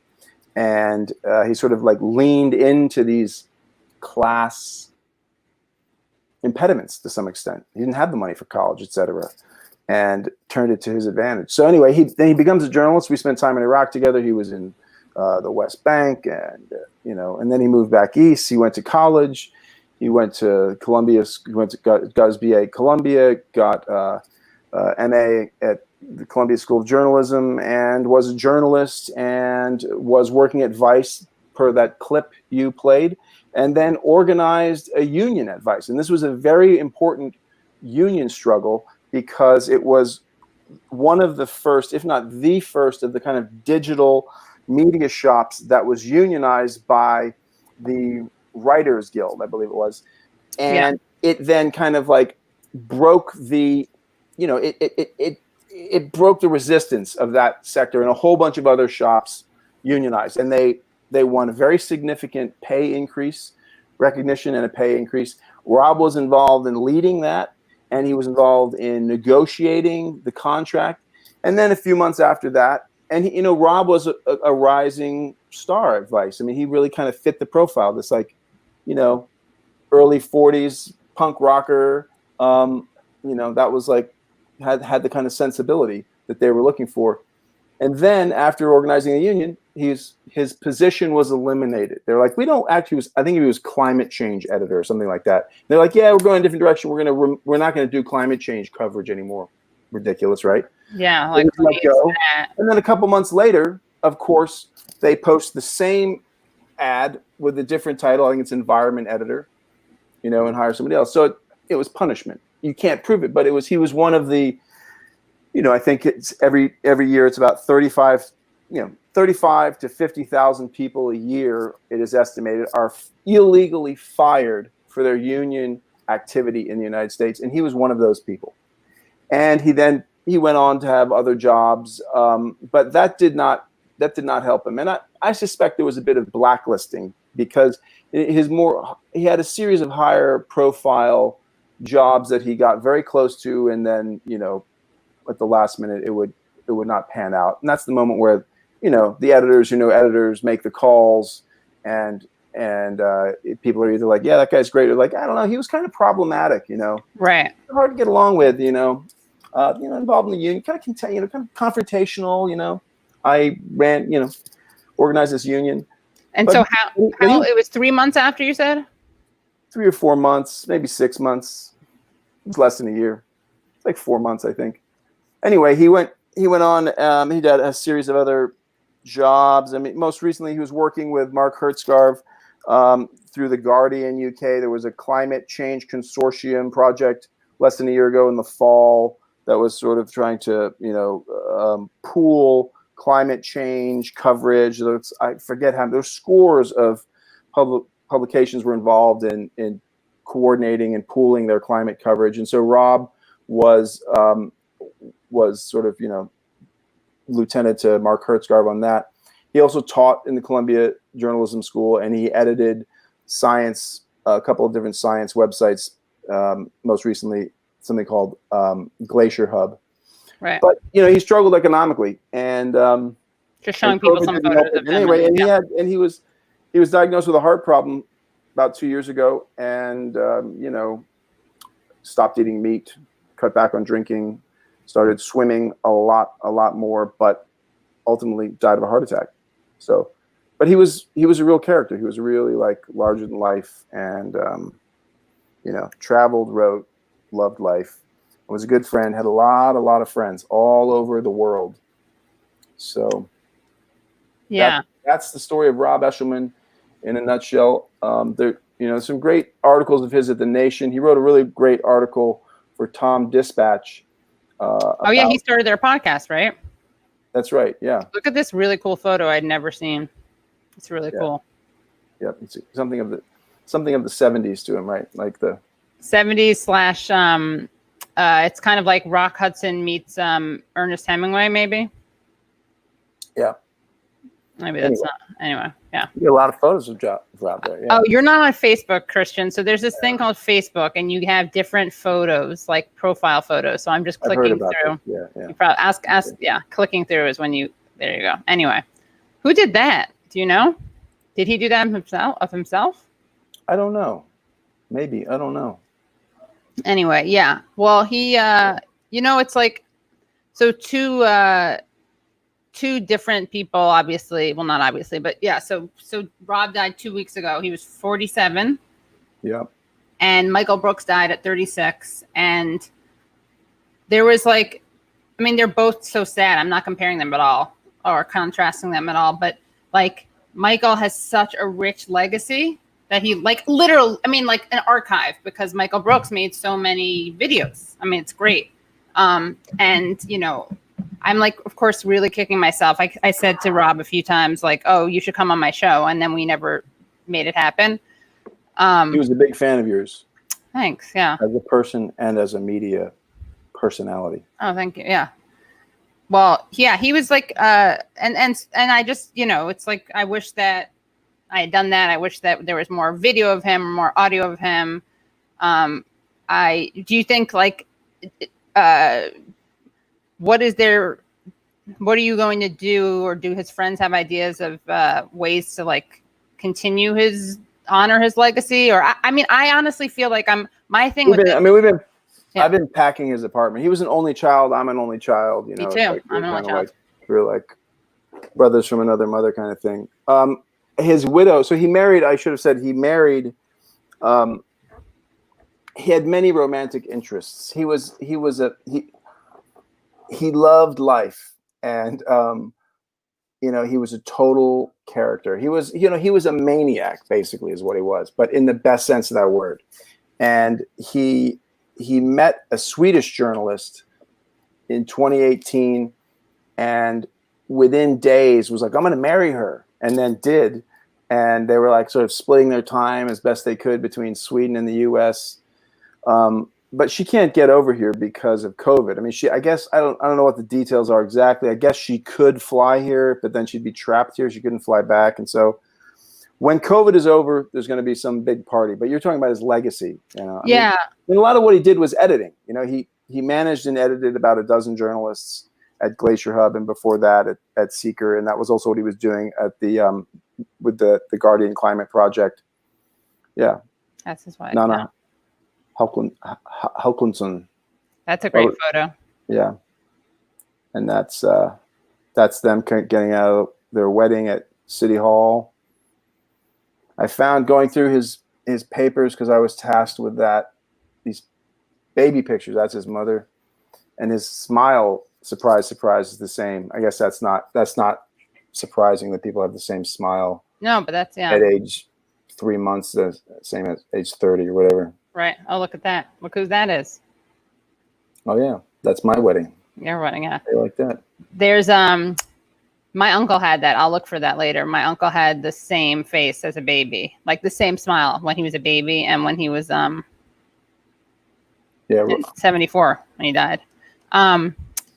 We should next time we'll get some photos, look at the baby photos. But yeah, that's what I guess he was an editor. He wrote, he had a really cool website. And the nice thing is you got to see him. Yeah. Which is nice, because a lot of people aren't able to see each other right now. Yeah, we went. Yeah, his birthday. He died the day after his birthday, and yeah, so we had a nice big birthday party, and he died. I mean, the good news is he died peacefully. You know, he was day after his birthday party. He was napping on a out in the park on a blanket, and just, as an Irish friend said, just slipped away. So. And the person who found him said he looked very peaceful. He's just like, so. But, the sad part is that, journalism. And he was looking at the stars, right? Before that. He was I mean, when we left him at night, he said he wanted to just like kick back and look at the stars, and, he'd catch up with us. So, I mean, the sad part, everybody has to die, whatever. His death was very much on his own terms. It was in many ways a very kind of, a very dignified death. He was surrounded by friends up until, a couple hours before he died. And I think actually frequently mammals like to die alone. Animals go off alone. I've heard this, that people, when they're surrounded by their loved ones, frequently it's like people don't die until the loved ones sort of leave the hospital, and it's a couple hours after. The soul has to sort of like detach, to let go, has to not be feeling held down by people. But anyway, so other than being about 40 years too early, his death was really sort of much like his life, very much on his own terms. At the end of a party, he was, in a great mood, despite, being rendered being rendered unemployed by COVID, and he had these itinerant jobs that weren't, it wasn't on salary. And so it was like, things were rough. And he was, over the last 2 years, he was like getting angrier and angrier. And it was about the rising inequality of the society and the kind of the degradation of the industry that he worked in. I mean, hundreds of journalists are being fired. And, that the quality of journalism reporting is declining because of the lack of investment. So it's very hard to make your way in that. And that wore on him. And he was a modest guy. He wasn't about going around bragging about like, I was fighting Nazis in the streets in Germany and Philadelphia when that actually meant something, blah, blah, blah, blah, blah, done this, been to jail, been to war, was like running, doing one of the most important jobs in the city government without a BA, but he wasn't that kind of guy. But that was his, in fact, career. And so, to carry all this with this kind of like stoic, macho, working class kind of stoicism, while you watch the industry you're in be kind of ground down into pulp, to watch the role of the kind of the atomizing effect of Twitter and hot takes upon people's minds. All of this wore on him tremendously, and it was not healthy. I mean, he died ultimately of bad genes, right? No, I'm not saying Twitter and neoliberal journalism, but I'm saying that stuff didn't help. You know what I mean? Yeah, because heart stuff can be so influenced, right, by stress. Yeah. It's funny you say he's stoic, but he was also very, he was shy and quiet, but then very extremely like engaging. And it's funny you said macho, because he was, I guess he was macho, but he was also kind of no, he wasn't like gender challenging. Yeah. I don't know what he would say. He was like, I don't know. He was not. He was a bit of a sexual libertine and had very kind of progressive sensibilities around that. Yeah, no, and he was not like macho in some sort of bullying kind of macho way, but like he had this sort of Bucks County son of two factory workers kind of stoicism. Maybe I shouldn't genderize it, really. Yeah. Well, it was a stoicism, right? That both his mother and father had, right? Which was just like, oh, you're going to complain about things like, you should be lucky that you get to wake up and go to the factory, right? You'd be thankful you've got a union job. Right. Don't complain that this is hard work. Don't complain that conditions of life are hard. Everybody's lives are hard. So that there was a class element to his stoicism, and I always really respected that. But I think that it meant that he, even as he could be very open about subjects like sexuality that other people might have a hard time talking about, that there were other things that he couldn't talk about, you know, Right. like the hidden injuries of class, right? What Richard Sennett called the hidden injuries of class. That,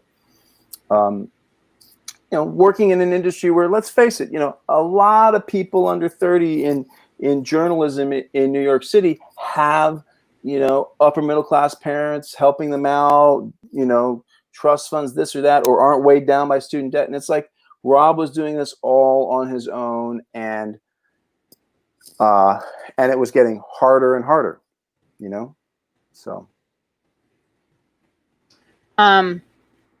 Yeah. He was very funny too, and he had a really great laugh. He did. I sent you, I texted you. I had probably too complicated technologically some pictures of him. Oh, I didn't see as a baby. Oh, you did just now. Okay, great. It's just the exact same. This open mouth, like this is. Oh my God, yeah, that's really cute. Like that's how he would laugh. I'll see if I can share them. Yeah. It's like he it is this. I mean, he was an editor, and he did write a lot on like articles, but also on his website. So, no, what were you saying? Yeah, he was into poetry. He wrote non-journalistic stuff as well. Yeah. Yeah. So yep. Could do But something. he knew how to live. He knew how to get along with people. I mean, obviously, not everybody, not all the time. Everybody has flaws and faults, but the way he lived his life made a lot of people, myself included, take notice. I mean, I learned a lot about how to live from him. There was a way in which he was present and enjoyed life, and just kind of gave everyday living a kind of excitement, brought an excitement to it. So anyway, this is a semi-public forum, public forum of sorts. So I'm not going to tell too many stories about, No. Someone did ask, and I don't know if obviously say no to any of these things, but thank you for telling us about Robert. Christian, can you tell some stories about your trip to Iraq? I guess when you both. What were his musical favorites? Well, he liked the Dead Milkmen.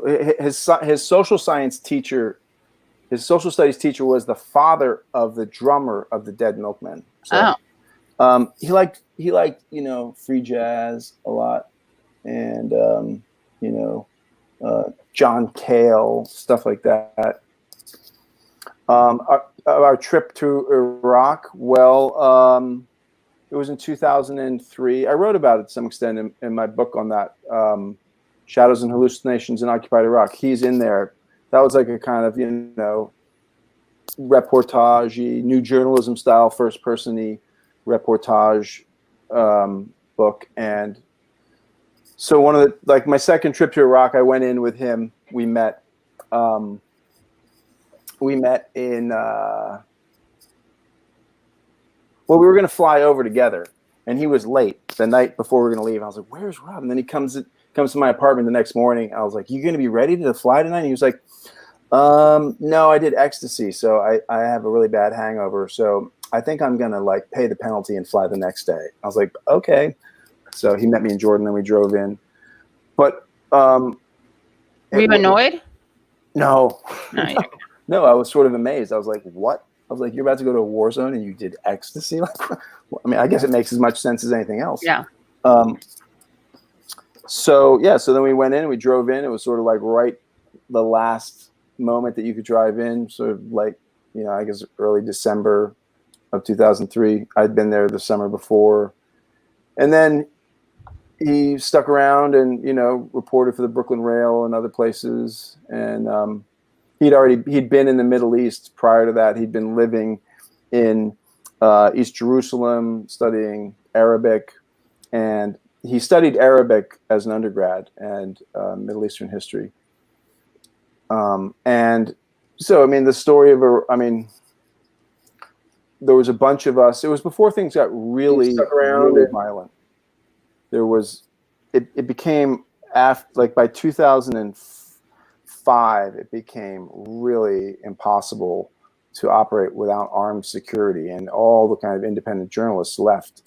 So at that time, we were actually in an unarmed, kind of protected hotel. But by the summer of 2004, the hotels that Western journalists stayed in had to have like armed perimeters and blast barriers and stuff like that. So it was the sort of last gasp of a kind of free reporting that was very short-lived in Iraq. And he stayed on. I came back, and he stayed on for several months.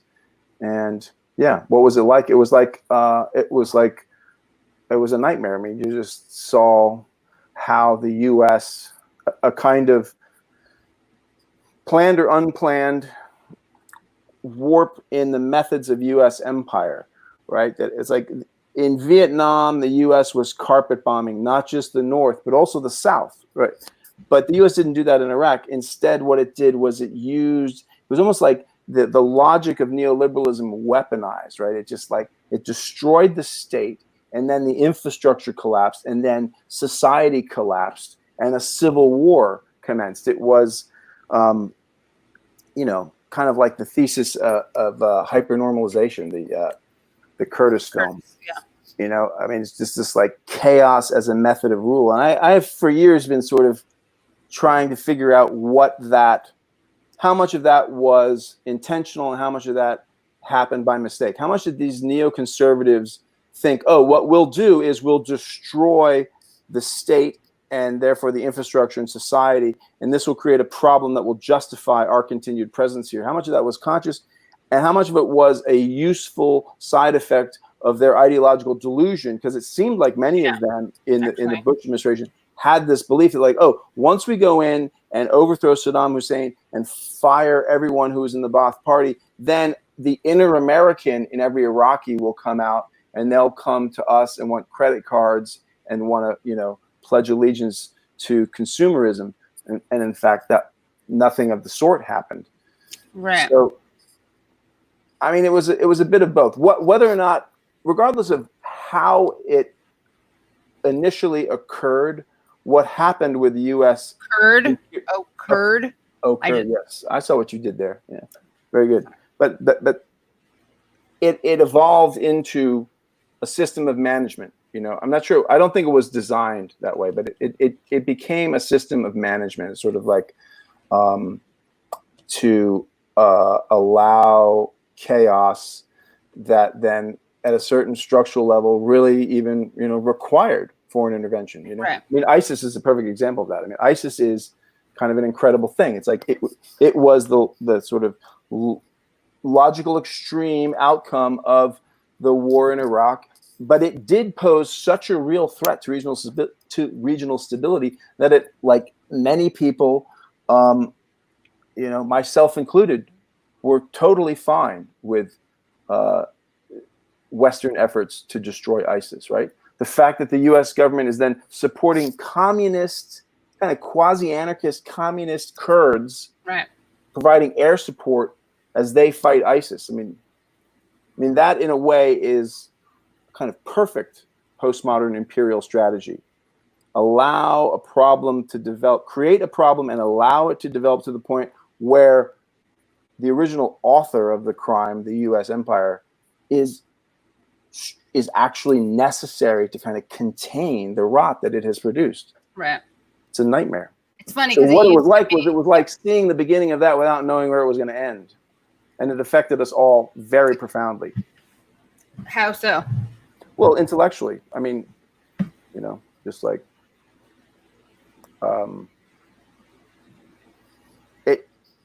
it made you. I mean, I think Rob was an anarchist as a youth, and after that, he was definitely not an anarchist. Oh, really? Yeah.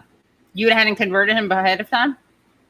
I don't try to convert people. I just offer arguments. Right. I mean, he was already moving away from anarchism. You don't work in city government as an anarchist, I guess, you know. Right. But it became really clear that, oh wow, so this is what happens when you remove a state. You know, you get chaos. You get other forms of bands of armed men imposing order. You know. And Right. instead of the police, who are nominally answerable to some state and ideology and leader, you get, it's these like religious thugs who Right. answer to like their gang leaders / imams / tribal sheikh, whatever, right? I mean, and so Iraq just became this kind of kaleidoscope of like fragmented micro sovereignties. And I mean, much of the global South is like that, where there used to be insurgent movements of the left opposed by repressive right-wing state apparatuses. There's now just this kind of like fragmented, chaotic mix of competing micro sovereignties, you know, that all ultimately just sort of share a sort of a kind of political economy of violence and criminal reproduction. In Iraq, it was about stealing oil money, sometimes stealing oil, sometimes stealing oil money. And, you know, in a place like Colombia, where a good friend of Rob's and a good friend of mine, Forrest Hilton, lives and writes about, you know, it's cocaine, right? And it's like the former communist guerrillas are now, you know, in many cases indistinguishable from the paramilitaries and police that they once fought over ideological differences. Right. And now it's just about kind of competing business strategies. Did it change your politics? I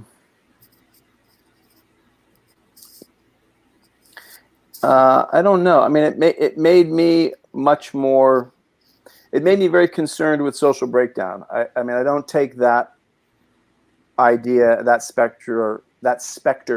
I don't take it very lightly, and it's like, you know. Yeah, I guess it changed. I don't know if it changed my politics, but it woke me up to the political moment that I was really living in, right? Being, and I think Rob had a similar thing, right? Being children of the Cold War and kind of coming to consciousness where there's like two great camps, and you right. maybe might be with one or the other, or you might be against them both, but like there's a set of assumptions about the future and the ability of people to impose their version of society on the future that animated the Cold War, and it was like the final sweeping away of that, and the whole project of revolution appears much more fraught to me since then. And I guess you know, there were different kinds of certainties that I had that I no longer have. Things became, the process of social change struck me after Iraq and being in Afghanistan as much more risky than I had thought as a kid, you know, involved in the Central American Solidarity movement, you know, supporting the FMLN, and right. visiting Nicaragua and under the Sandinistas, stuff like that. So less optimistic, maybe. Optimism of the will, pessimism of the mind, blah, blah, blah. More conservative. I don't want to say. I don't know. I wasn't prepared to answer these questions. Oh, sorry. Well, it's why it's so fun. These are very intimate questions you asked. I'm not even sure I have answers. I'm not sure. I don't know. Yeah. Much more concerned with like maybe stability. Yeah. I think the left. I mean, one thing that came out of what I mean, this is something that Rob and I talked about. Yeah. I mean, if you report from places, if you report from failed states, yes, you realize that sweeping away states eliminates much of the possibility for a kind of civilian politics, not civil, but a civilian politics, right? In countries that are governed by gangs of machine gun toting, frequently drug-addled teenagers at checkpoints, there's no room for social movements. And it is not what happens when not to defend dictatorships at all, but like, it is not automatic that like when you sweep away the dictatorship, that some sort of latent will towards social movement and self-organization emerges, and like the true democratic impulse of the people comes forward. No, what can come forward is like criminality, like vicious ethnic hatred, and racism and pogroms, religious insanity and violence, right? And that when those forces are unleashed, it becomes very hard for civilian politics and therefore class politics to function. Now, to be fair to particularly the kind of Shia Southern Iraq working class in the oil fields, I mean, there has been actually, despite all this, you know, a tremendous return of a kind of class politics in Iraq, right? There was those movements against corruption. I mean, all of Iraq was in rebellion. What was that? A year ago? Was it less than a year ago? It was about a year ago, right? I mean, it's just like on and on and on, and the hundreds of people were being killed by security forces, and there were still just like hundreds of thousands of people in every major city, like demanding a functional government, demanding an end to corruption. So it's not that class politics become impossible, but that happened after 15 years of people having, like, you know, holes drilled in their heads literally while they're alive because they're Shia or because they're Sunni, whatever, right? Just vicious killing that killed, you know, 100,000 people basically. Right. So that's not like, well, that's the price you pay, and then you get, it's like that's a nightmare. That's an apocalypse basically. Right. Yeah. I mean, when I say conservative, I was being tongue in cheek, but I it's funny. I had Isha Krishnaswamy on last episode. We were talking because we were talking about Michael Brooks, and Isha, who was saying that she appreciated that he became, there's someone named Brendan Sutton, Very Bad Lefty, I believe is his Twitter handle. Pretty Bad Lefty. Someone can correct me. But he talks about nuance cucks. And Isha was saying that Michael had become less of that. Basically, it's like the more statist perspective, I would say. I mean, the nuance cuck reference is to the kind of mealy mouth, like, oh, but Maduro has done some really problematic things. Oh, but there's like problems.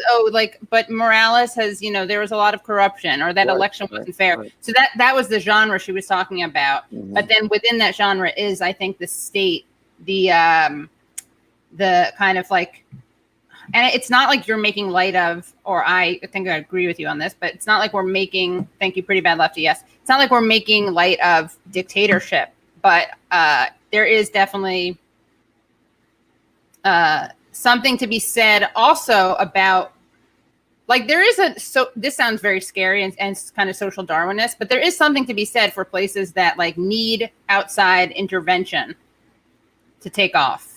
Not totally prepared to stand by that because that has some weird moral implications, but like, I think it's better not to talk about these kinds of things in abstract principles, but to talk about actual historical examples. So, like, if you want to talk about Afghanistan, right? Okay, what happened in Afghanistan?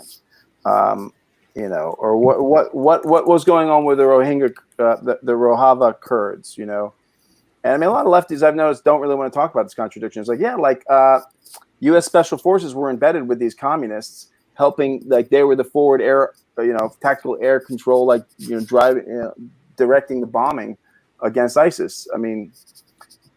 You know, the Rojava, when the U.S., when Trump pulled back that support for Rojava, they lost a lot of territory, right? And that very progressive social experiment in which a lot of Americans went and served, you know, radical Americans went and fought, it got rolled back, right? Right. That's not to say, I'm not saying, therefore, American imperialism. No, I'm saying there's some contradictions, right? Right. When, you know, in Afghanistan, there was a 100-year-long struggle between the cities and the countryside for modernity. And in the countryside, basically these powerful landlords who had the local imams on their payrolls, essentially, they were okay with the government coming in and paving roads, right? But they were not okay with paying taxes, and they were not okay with being forced to send their girls to school, especially not in co-ed schools, right? So this was attempted by what was a guy called the Red Prince, Amanullah Khan, who was after World War I, when British power sort of rolled back. The British never occupied Afghanistan. They had a kind of informal control. No because did, right? What was that? No one ever had, right? Yeah, it was the buffer state. And Red flag, and, America and Soviet Union. The Red Prince, Amanullah, was like, pursuing modernity. He was he visited Turkey. He was really interested in Ataturk. Okay, Ataturk and the Young Turks, had some really terrible, racist, ethnic politics. But he was interested in this project of modernization. And it went along until 1929 when there was a rebellion because, ostensibly because his wife, who was actually Syrian, I believe, appeared with photographs of her in a sleeveless dress, and it was like, that's it, and they threw him out. And so this goes on and on and on into the 70s, into the 80s, right? And so part of the Soviet intervention in Afghanistan was one segment of Afghan society, the urban working and middle classes, and also to some extent urban elites, in a struggle against the rural elite. The landlord class. And this is in a predominantly a very agrarian society. And in that situation, I mean, the ultimate result of it was that due to the Cold War, I mean, it was a disaster. It didn't work. But there's a way you could see in the late 70s, early 80s, where it's like, okay, if you were an Afghan communist and you graduated from the University of Kabul, you'd be like, yeah, we want the Russians in here, because we've got these basically totally despotic, insane landlords who will not brook any impingement of their prerogatives. And how the hell do we break that? They don't want to negotiate. So yeah, there's a logic for intervention, but the real cases don't work out, right? Similarly with Cuba, there's a fantastic book. I probably have a copy of it somewhere here, but Conflicting Agendas, Washington and Havana in Africa by Neurogliasis, and it's about the Cuban intervention in Africa. And there's a way in which, the Cuban interventions in Africa were absolutely heroic. They ultimately don't produce what they set out to produce, right? I mean, they helped produce, they wanted to produce socialist revolutions. I mean, the Cubans, so Angola, the Portuguese, there's a revolution, right? Portugal has a fascist revolution in, I believe it's 28. Salazar comes to power. He stays out of World War II. He dies, I think, in the mid 60s. A guy named Carranza or something. I forget that. A successor of his is in power for a couple of years, and then there is a revolution led by junior officers in the Portuguese military who had become leftists through participating in Portuguese counterinsurgency campaigns in Guinea-Bissau, Mozambique, and Angola, which is part of how Hugo Chavez, interesting, was radicalized. He was involved in counterinsurgency campaigns against Maoists, and kind of got reading the enemy's critiques, got pulled left. And so these young officers fighting in these, impoverished African colonies, right? The worst, right? The only thing worse than being colonized by a European power as an African state is to be impoverished by a totally broke, essentially underdeveloped European power. And that's what Portugal was. So it's like this, Portugal was poor, so its colonies were incredibly poor, fighting these hopeless, insane, brutal counterinsurgencies. And the young officers start getting radicalized by their experience. Like, what is this? This is insane. One of their top leaders of the Portuguese counterinsurgency was a former Nazi. So they overthrow the remnants of the Salazar regime in 73, the Carnation Revolution, maybe it's 74. They hold elections, and so then the left ultimately loses. But at that point, in Angola, there's a struggle in 74. There's a race for power. So basically, the Carnation Revolution happens, and it's led primarily by these young officers. And so they're immediately they're like, hey, to the African colonies, we're done. We give up, and in 1 year, we're out. Like, we'll give you some technical assistance as best we can, but we're sorry. This was a mistake. We screwed up. You guys deal with it. Deal with the mess we created.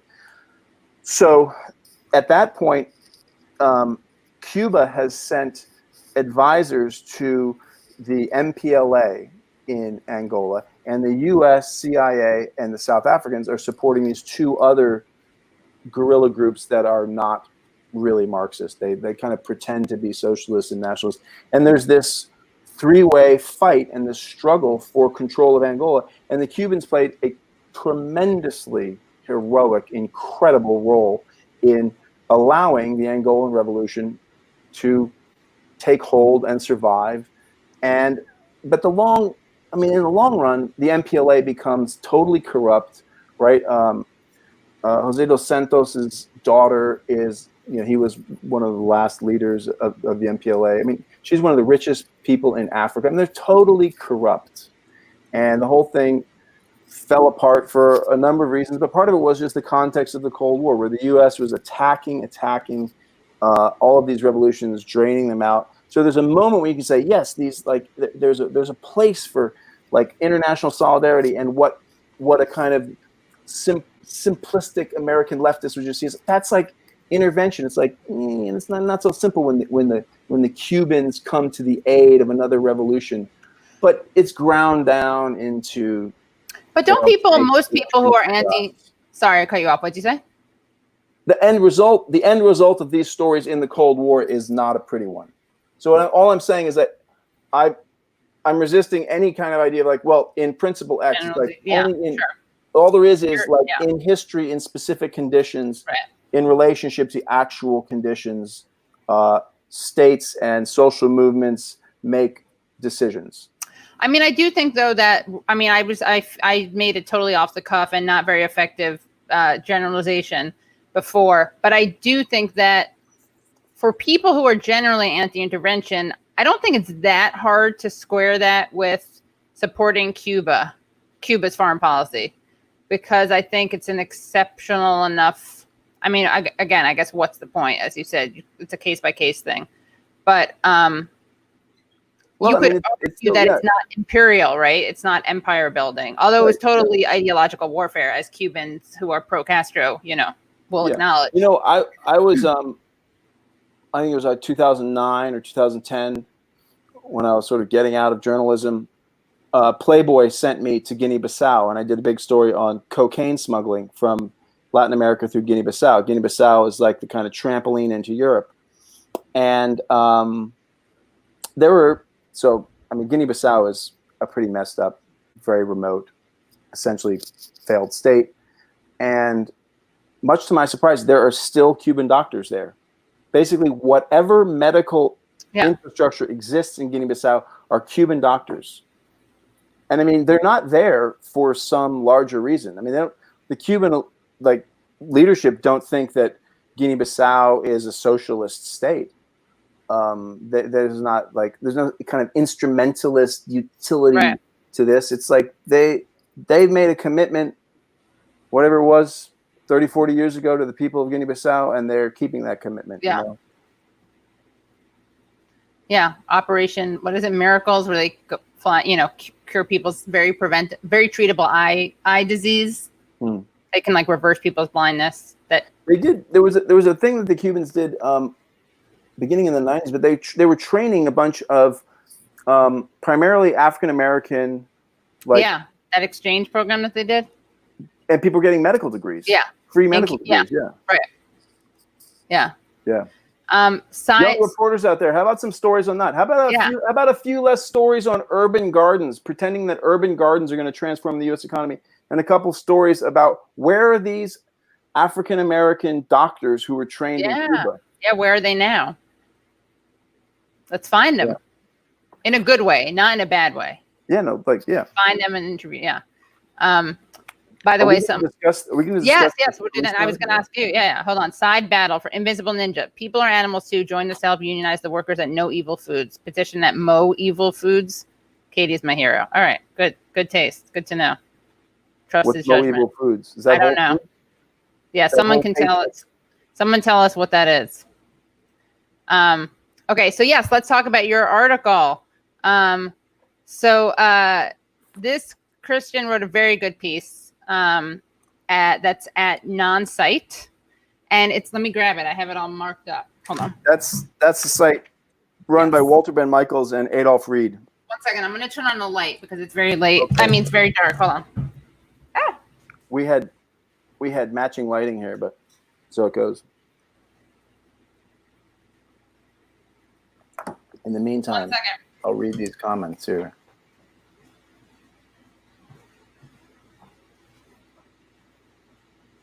Didn't the new Bolivian? I think she did kick out the Cuban doctors. That's usually what one of the first things these right wingers do.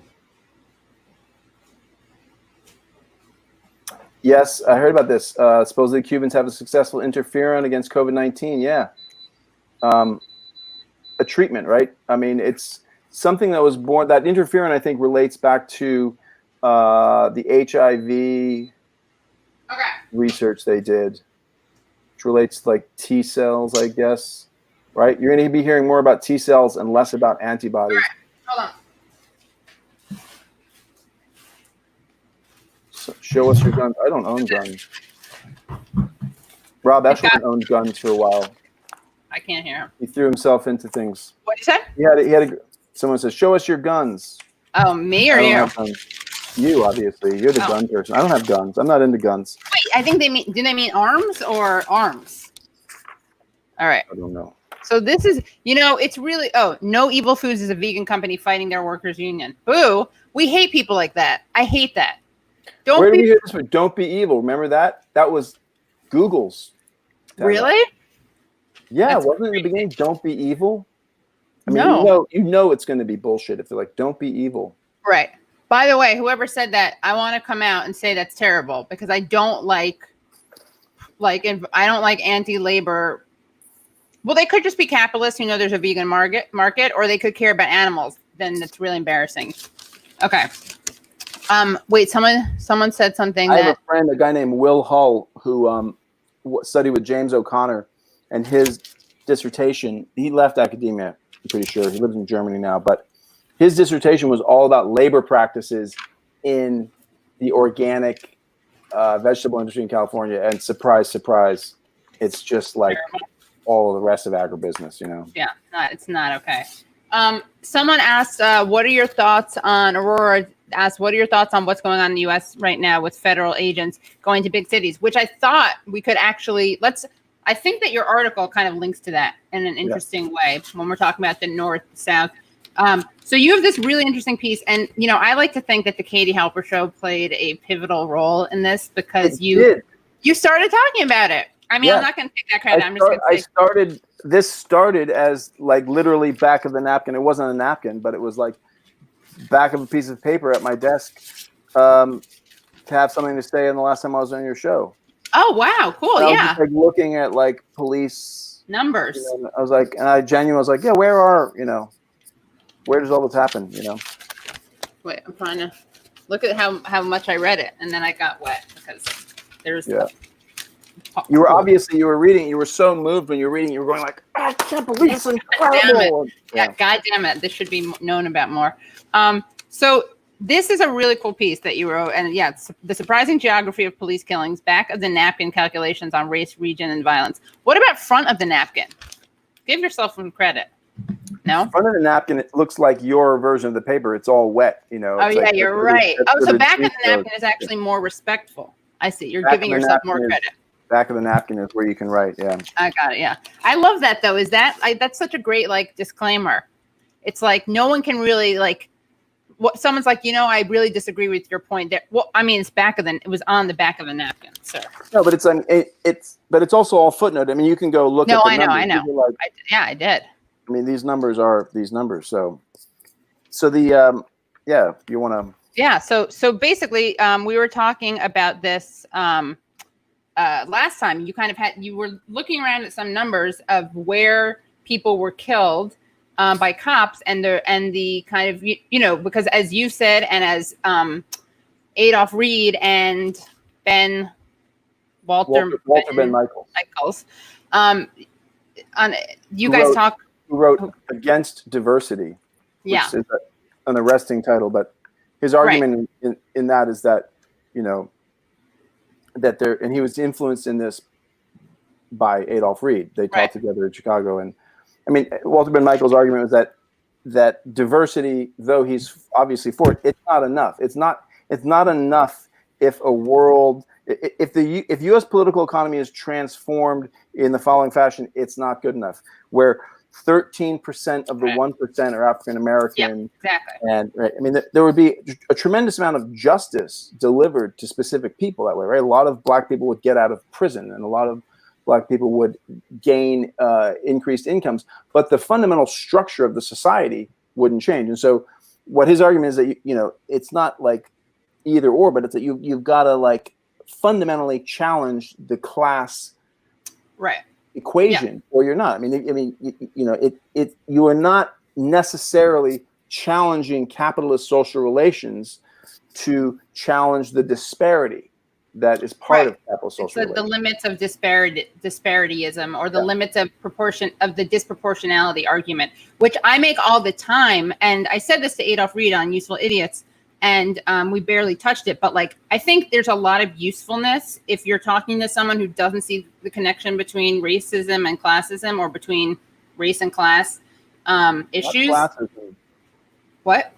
Remember, my wife Marcy Smith wrote these 2 huge articles in Non-Site about Gene Sharp, and the second one has to do with like the movement for a new society, and they came up with this term classism, which is also like no, like what is that? Is that like we want rich people to be nice to homeless people? We're against rich people being insulting to homeless people when they go from their limousine into their penthouse. They should be kinder. Wait, but is it classism? We want to eliminate class. We want to like.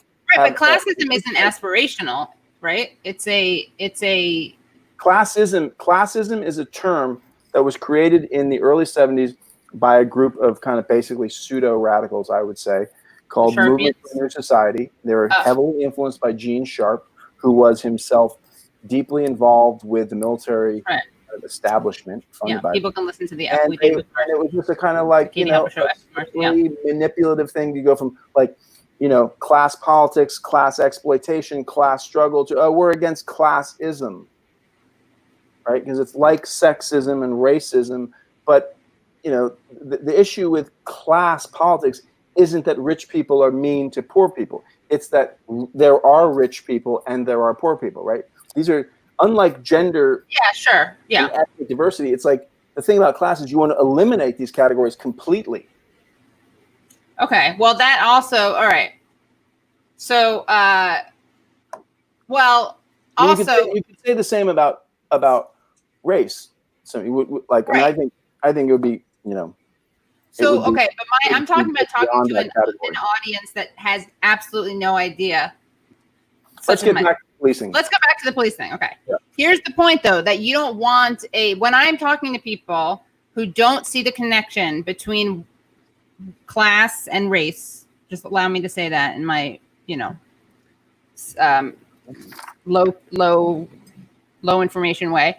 I think it's useful to make the disproportionality argument, because if people aren't already seeing the world through that lens of the ultimate goal is not to have poverty, as opposed to the ultimate goal is to have poverty that's more representative and proportionate and less racist, I think that it is useful. But no, I just think, but it's true. That's not the ultimate stopping.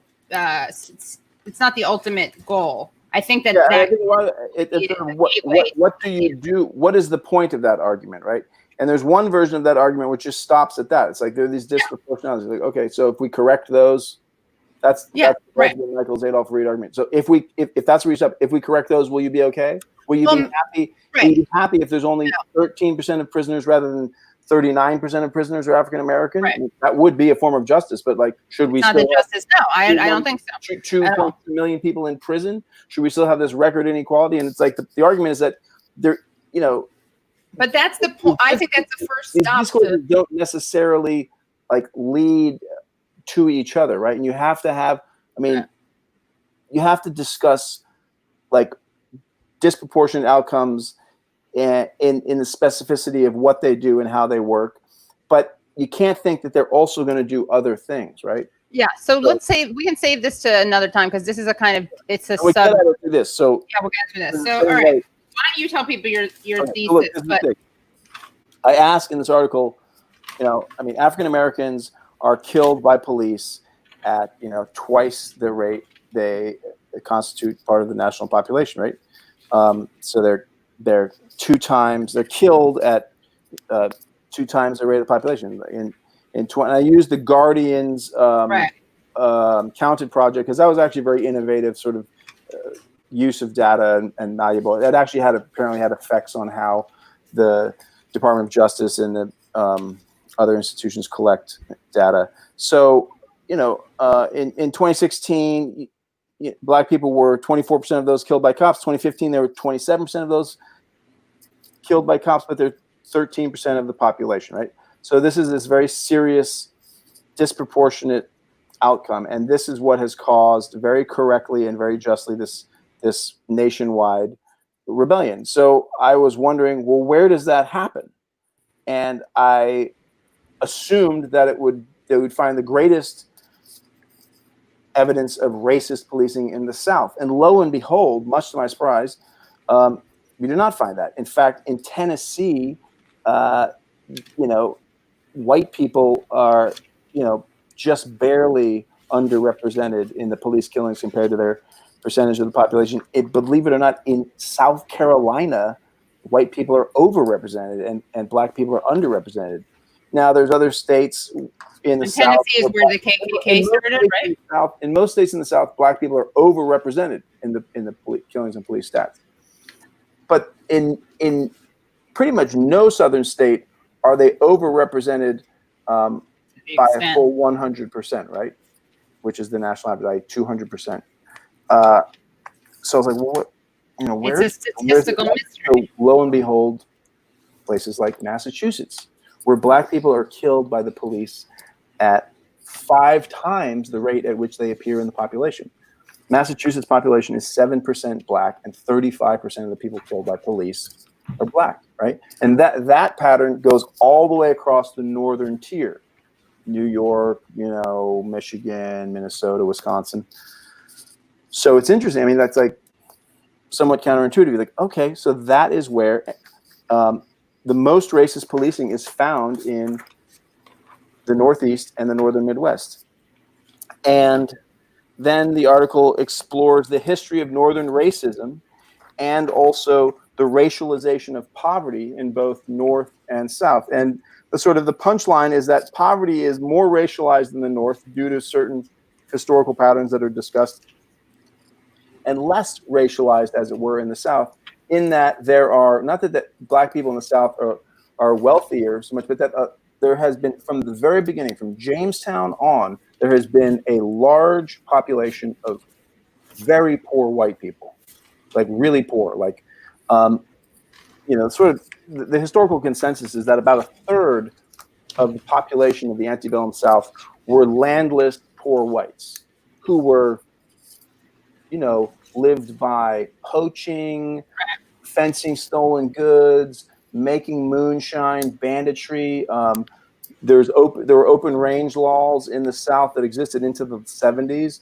So you could, poor people could like let their hogs and cattle, but poor whites are mostly like running hogs, just go wherever, and it's up to the landlord to keep the animals out of the fields. And so there's just kind of like, you know, shifting. I believe you said genuinely dangerous. They were described as genuinely dangerous. Yeah, I mean, yeah.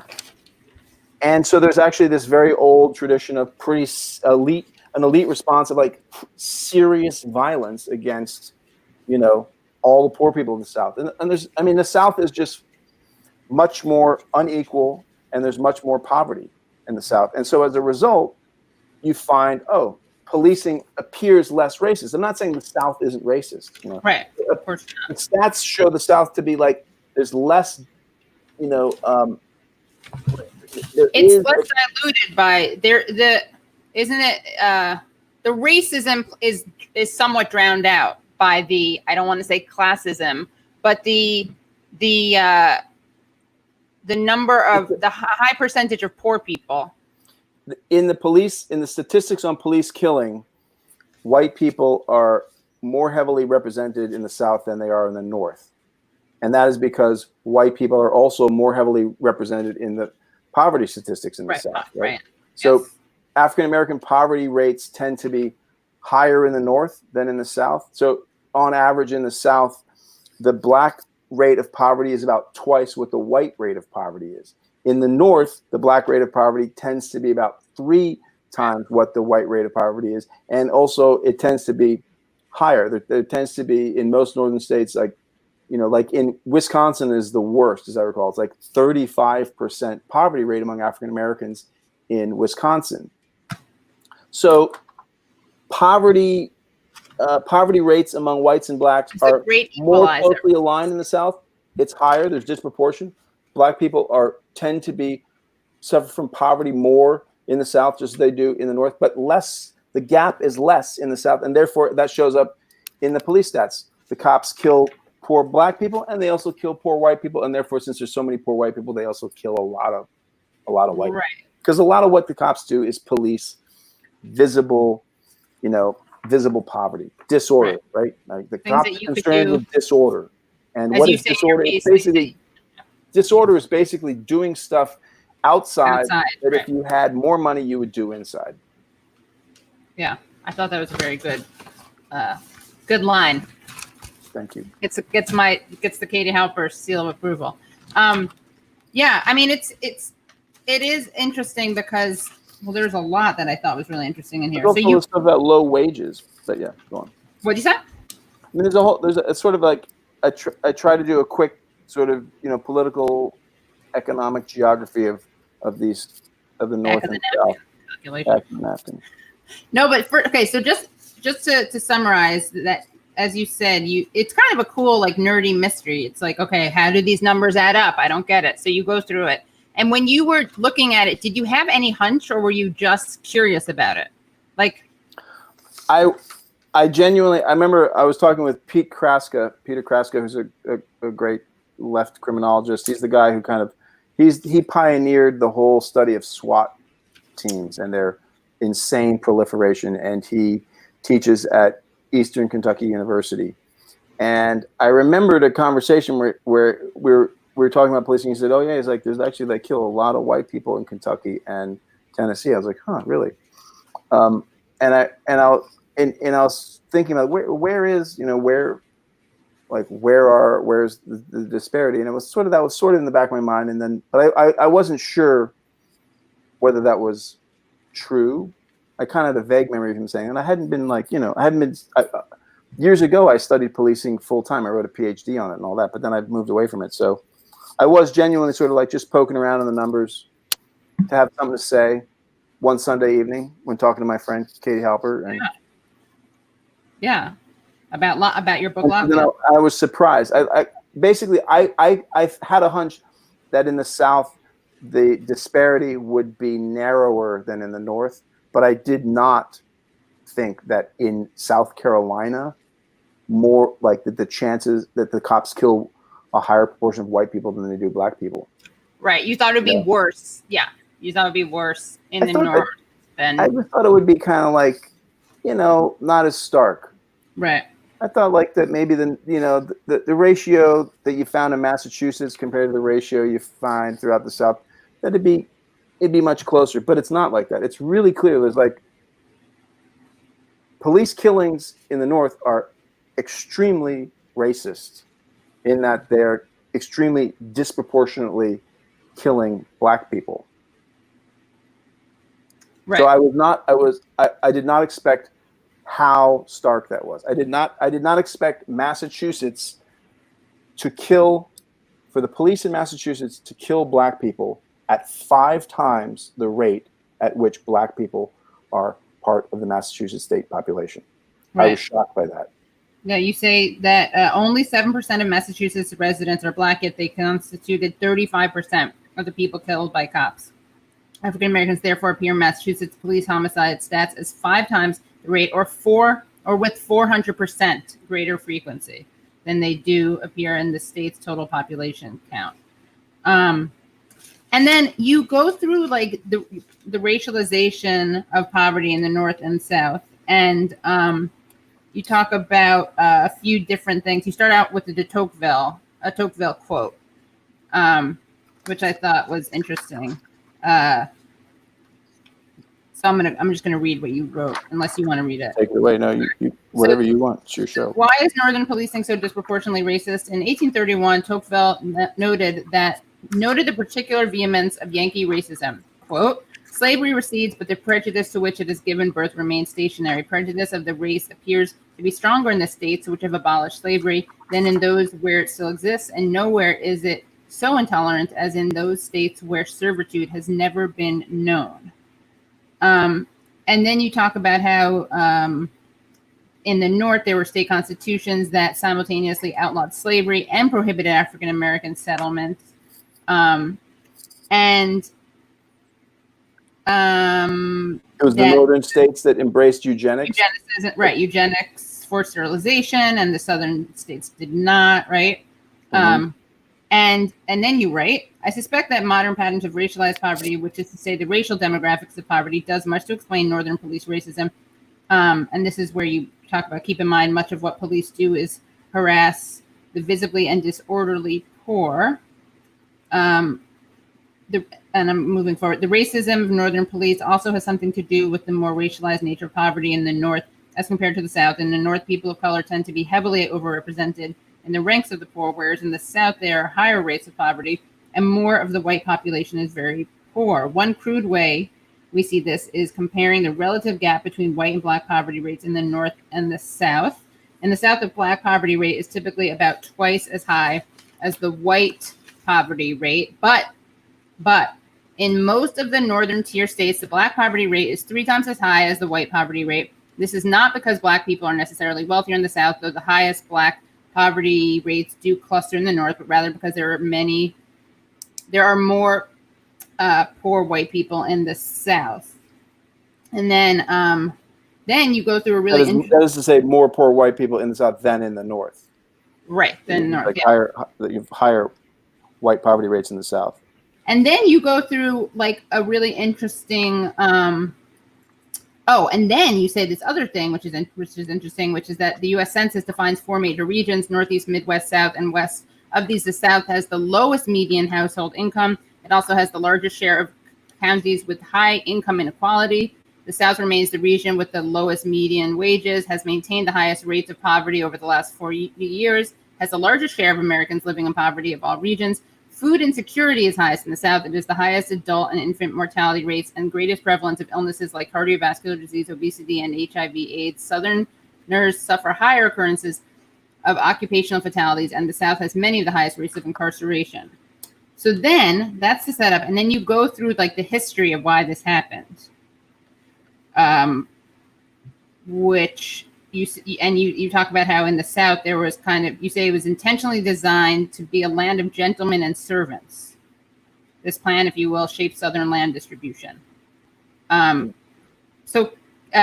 The Yankee North, despite its many faults, pursued an intentionally more equal distribution of land. These divergent sectional settlement patterns have profound and long-term consequences for later economic development. So can you explain some of those? Yeah. So, in 1609 or 1606, right, Jamestown is founded, and it is founded with the idea of creating, sort of recreating the gentry of Southern England and the kind of manor society. And the Jamestown colony allows land distribution according to what's called the head right system. So anyone who could pay for the transportation of people, laborers, over to Virginia would be allotted, I think it was like 50 acres per head, right? And there was an intentional effort to create an unequal society.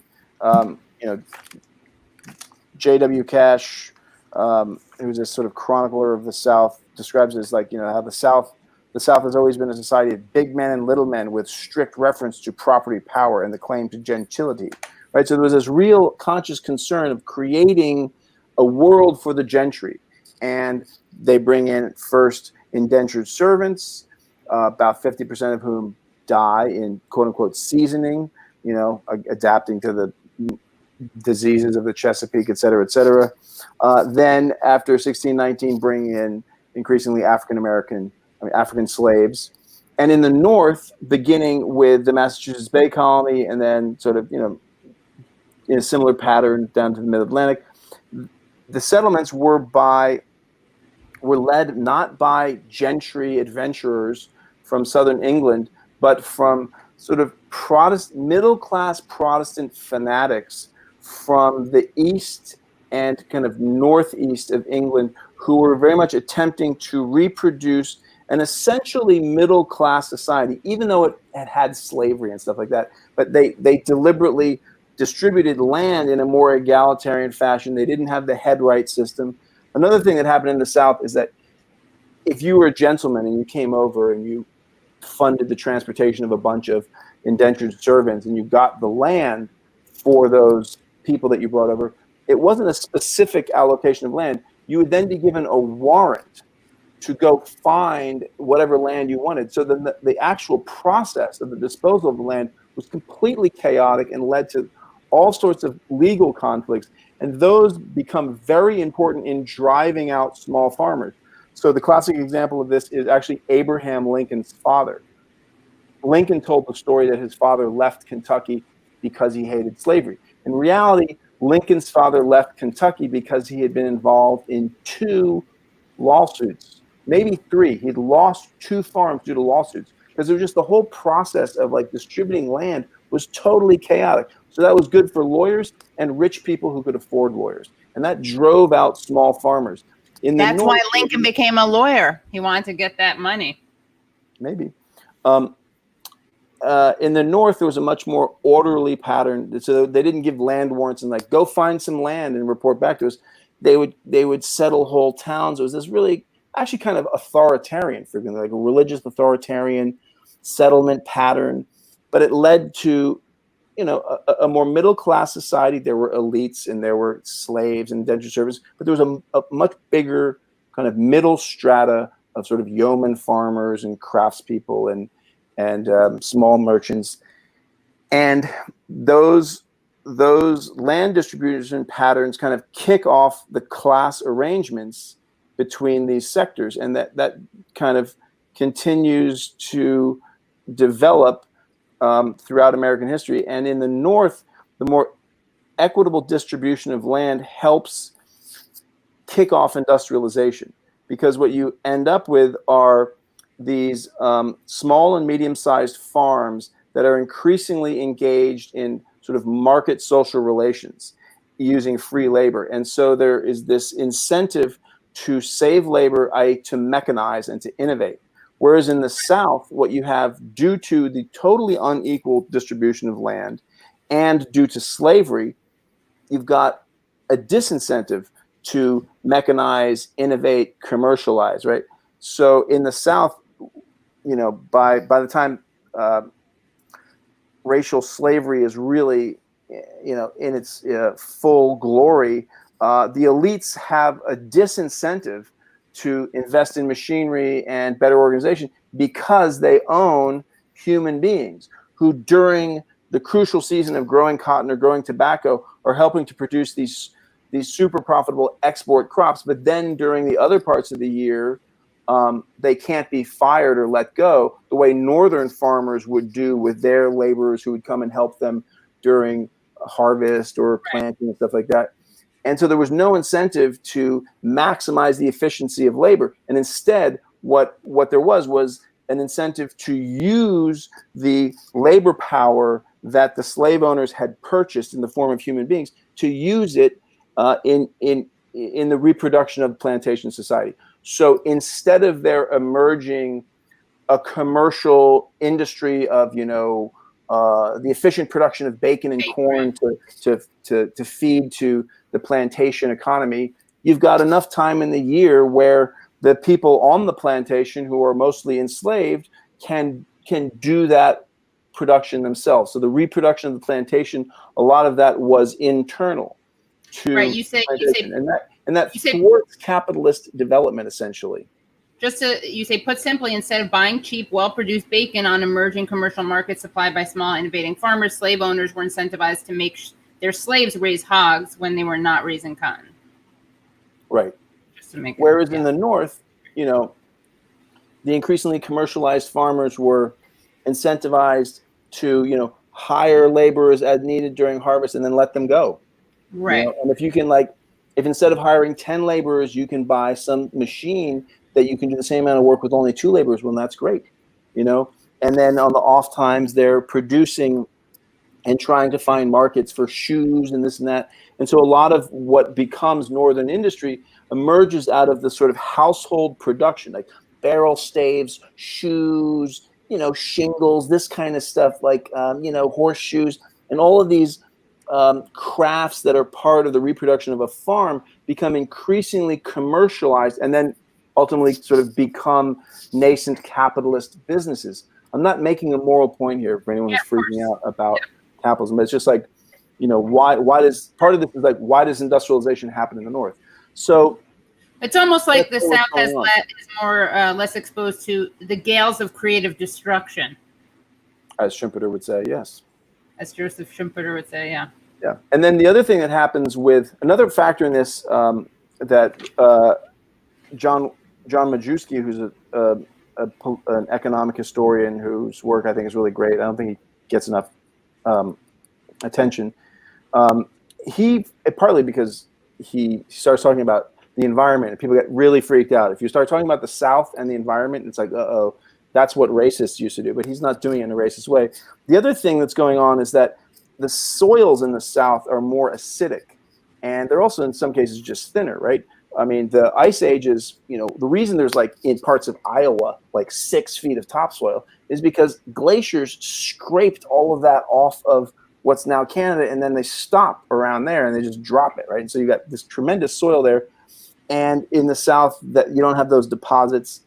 Soils are a little more acidic. So what the kind of, along with the large distribution of land, because they wanted to create a society of haves and have-nots, they then also sort of needed large plots of land to operate plantations and farms profitably because the soils are sort of weak. And so they practiced shifting cultivation, growing cotton or tobacco for a couple of years here and then just moving. And so, it might be 20 years before they returned back to the original place. And so that meant that profitable plantations had to really have huge expanses of land.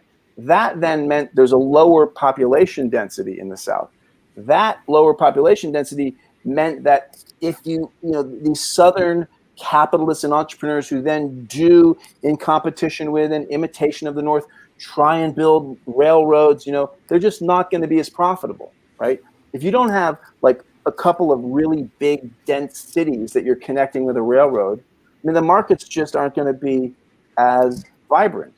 So this various forms of capitalist investment and innovation, which were attempted again and again and again, and not just attempted, but did take hold to some extent in the South, were never as dynamic and never as profitable in the South as they were in the North. And you have a very interesting case like McCormick, right?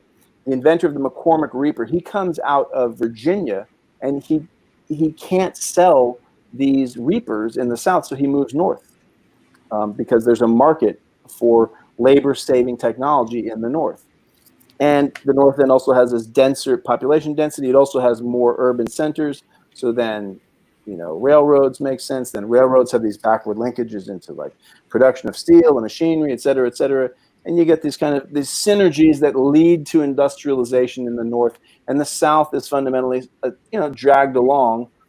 And even to this day, despite everything, right, despite 200 years essentially of of sort of economic transfers to some extent, and certainly like a solid almost 100 years of wholesale subsidy of the U.S. South. The U.S. South still bears the marks of a kind of classic peripheral underdevelopment. Right. And one of those features is that there's much more poverty, and therefore there's also a lot of very poor white people, and therefore the cops end up killing a lot of white people, along with a lot of black people. One thing we should say is that cops in the South, lest we think, oh, the cops in the South, they're so progressive. No, they actually kill at a higher rate than in the North. Right. In the North, they kill less, but they kill in more racist fashion. Right. And then also you mentioned that when you're talking about the poor whites in the South who, wrestled with hogs or whatever they did with hogs, grazed hogs, gathered herbs, the landless whites, you say that the planter class hated them. So too, it seems, did much of the smallholding yeomanry. Is it yeoman or Yemen? I never yeoman. Yeomanry. Right, smallholding yeomanry. Which also I think speaks to this extra layer of kind of like deplorables that existed more. To use that word. Yeah, and to give props to the people who've done this research, Carrie Lee Merritt, her book "Masterless Men: Poor Whites and Slavery in the Antebellum South." That's a really good book that I would refer people to. Yeah. And then you say that prior to emancipation, slavery being the system that controlled most African Americans in the South, both extrajudicial mob violence and formal criminal justice were largely targeted at controlling this class of poor white Southerners. But okay.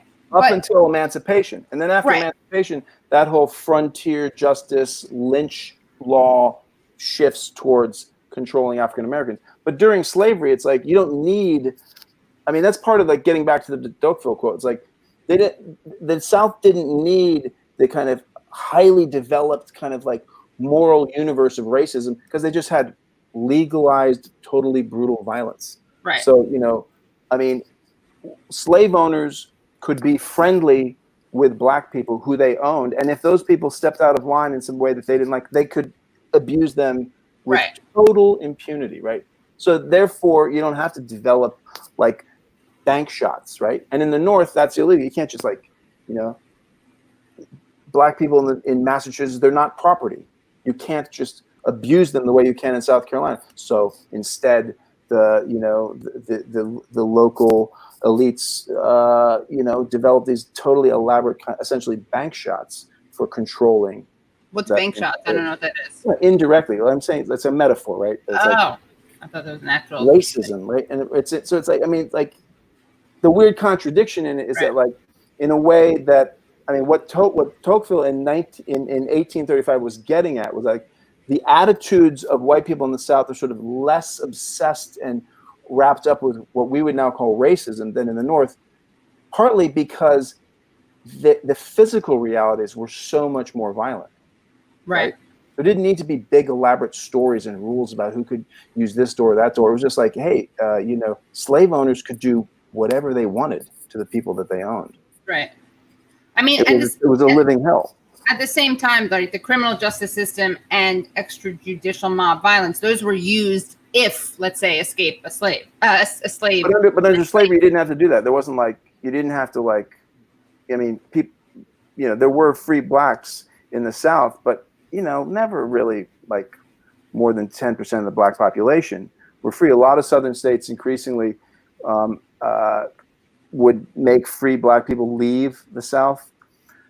So I don't mean freed slave. I mean like someone who ran away would face the wrath, like could face, obviously. You're saying it would just take place within the plantation. They wouldn't if somebody ran away from slavery, they wouldn't face lynch mob violence. They would just be captured by the slave patrols and imprisoned and returned to their owners and branded, and abused and mutilated and whipped. But there was no need to like, let's get the town people to be outraged. Like, that's my property. Return it to me. But it's the criminal justice system would be applied.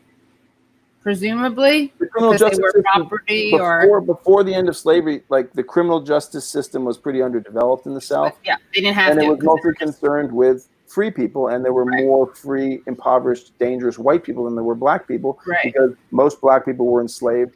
And to the extent that a free black population was developing, many states increasingly were like, if you're emancipated, you got to get out of here. You got to leave. Right. You got to leave the state. You know, it's not illegal. Yeah. Some places tried to make it illegal to emancipate and did, but then a lot of states were like, okay, it's legal to emancipate enslaved people of African descent, but they've got to leave the state, right? Right. So there was no need for like lynch mob violence, and so prior to emancipation, that kind of tradition of lynch mob violence it's just frontier justice, right? Right. It was focused on that 30% of the population that were these landless, poor whites. Yeah.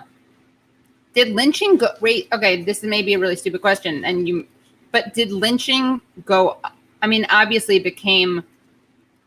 Did lynching go up? Did lynching rates go up in general, or did they just become more racial? I don't know. I would assume they did go up. I mean, I think that lynching and lynch law, vigilantism. This is a feature of essentially the American frontier. I believe that the term vigilante comes out of San Francisco, actually, from the Vigilance Committee. Then, like the 1850s, the places with the gold rush is just like inundated with essentially like penniless adventurers who think they're going to get rich, and they're going hungry and stealing and causing problems. And so the respectable townspeople form like committees of vigilance and just start stringing people up and killing them. And you see that feature all throughout the history of the West, the U.S. West, and that's the kind of the antebellum pattern in the South, was that because of the underdevelopment of government and the underdevelopment of the legal system, that kind of lynch law, vigilantism, mob justice was focused primarily on people who were not otherwise controlled by laws.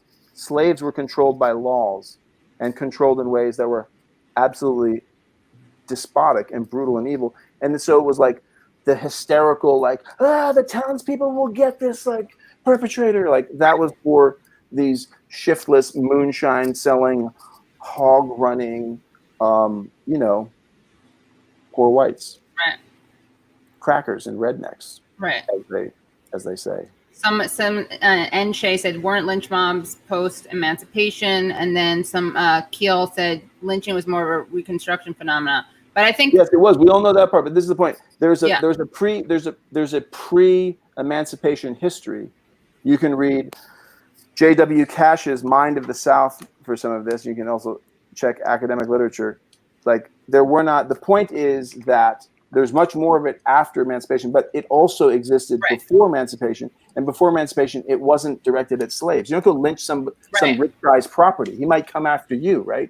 It's like, no, you go lynch these shiftless crackers who are stealing corn and selling whiskey to slaves, and getting shit-faced drunk and starting fights and stabbing respectable people and stuff like that. That's who gets lynched in the antebellum period.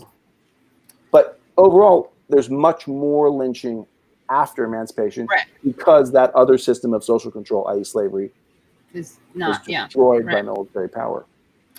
And your conclusion is very good. It's transform. Let's see, you write because you open at the opening of your piece, you're dunking on the elitists. Who's the person at The Nation who called Southerners stupid?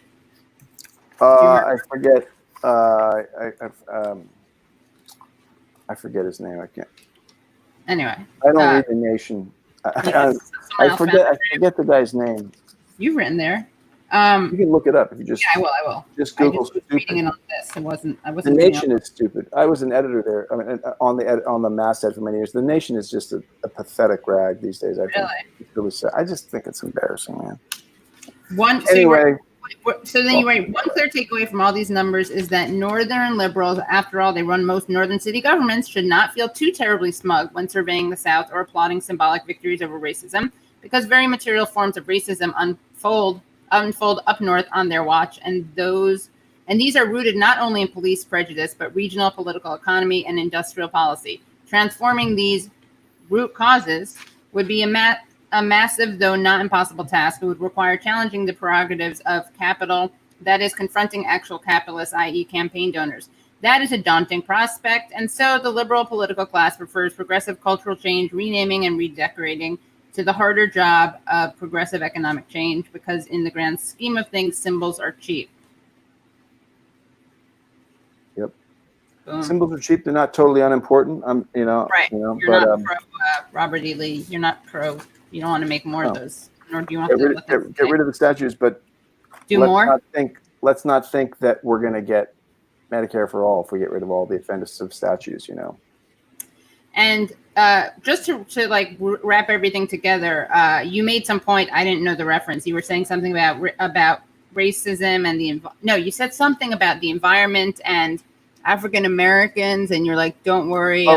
So yeah, this is actually there's a book coming out from OR Books, that is a Festschiff for Mike Davis, right? A book in honor of Mike Davis, and in it I have an essay that involves some of these ideas, but it's much more elaborate, and it's I forget what I call it. It's like the maximalist.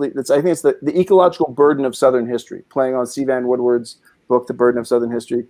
So there is an interesting thing in Southern history, which is that people who write about the U.S. South don't really like. Environmental history has become, over the last 30 years, a really rich and interesting subfield in U.S. history, and it remains kind of underdeveloped as regards the U.S. South, and that is because, as several people that I cite in that essay have argued, because it's associated in the kind of sloppy thinking of the hot take with a previous generation of explicitly racist historians who tried to justify racism on the grounds of the environment. They said, so U.B. Phillips and the Dunning School of American history, their whole argument is, well, the South it had to use slavery, and this was totally legitimate because of the environment. The climate in the South and the soils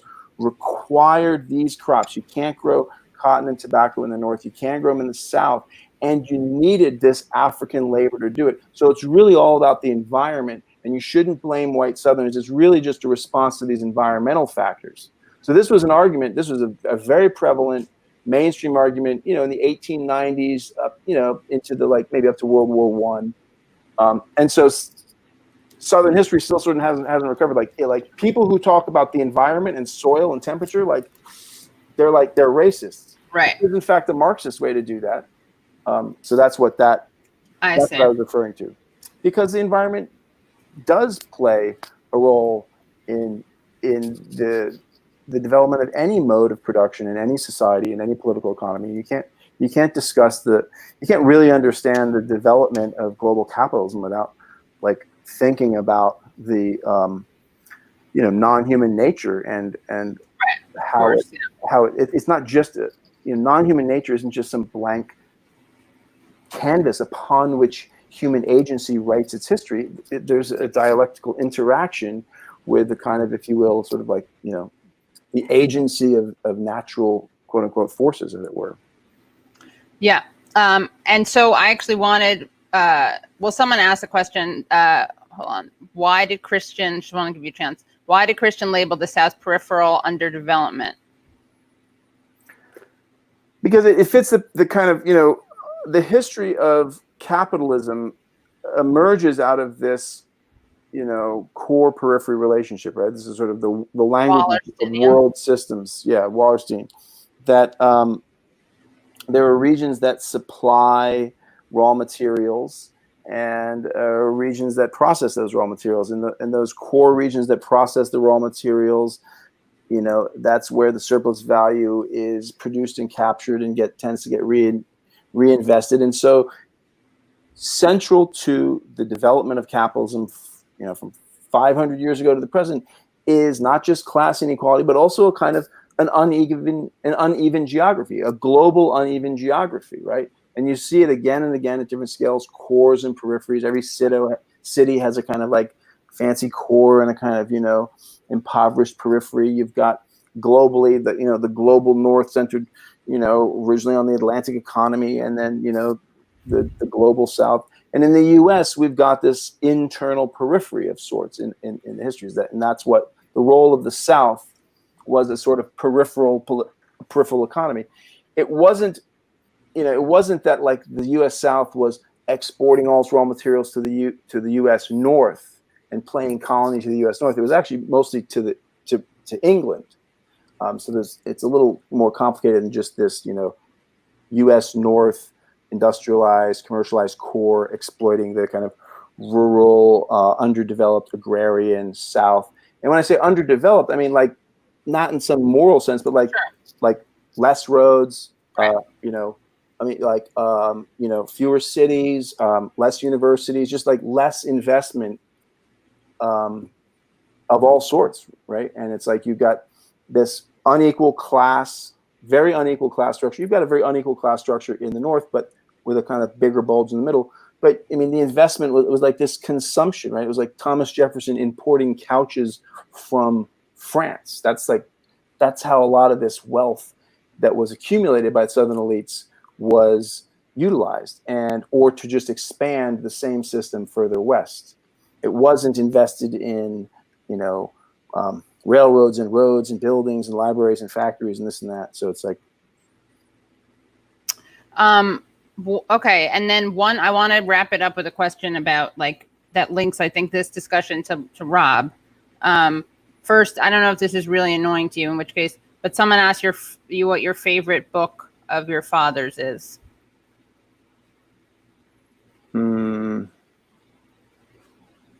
Well, I haven't read that many of them. I mean, him being my father, I kind of heard a lot of this. Right. It's like, but I don't know. All right. They can tell you what their favorite is, but yes, more certainly. Yeah, but I want to. So just to wrap up, because when you mentioned the environmental racism thing, it struck me. I kind of forgot to bring this up, but how you and Rob both did. It's funny because you met in San Francisco at a Mumia thing, then you both went to Iraq, but then you both wound up writing a lot about the environment, right? Mm-hmm.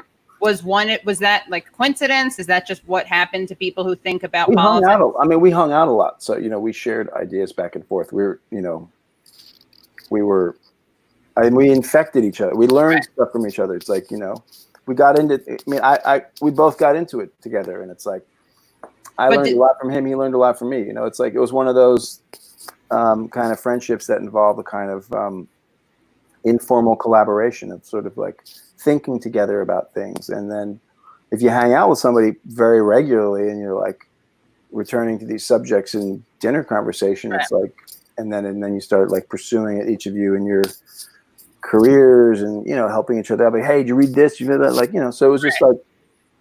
But did one of you start writing about the environment or looking into the environment before the other one? Did you both kind of turn to that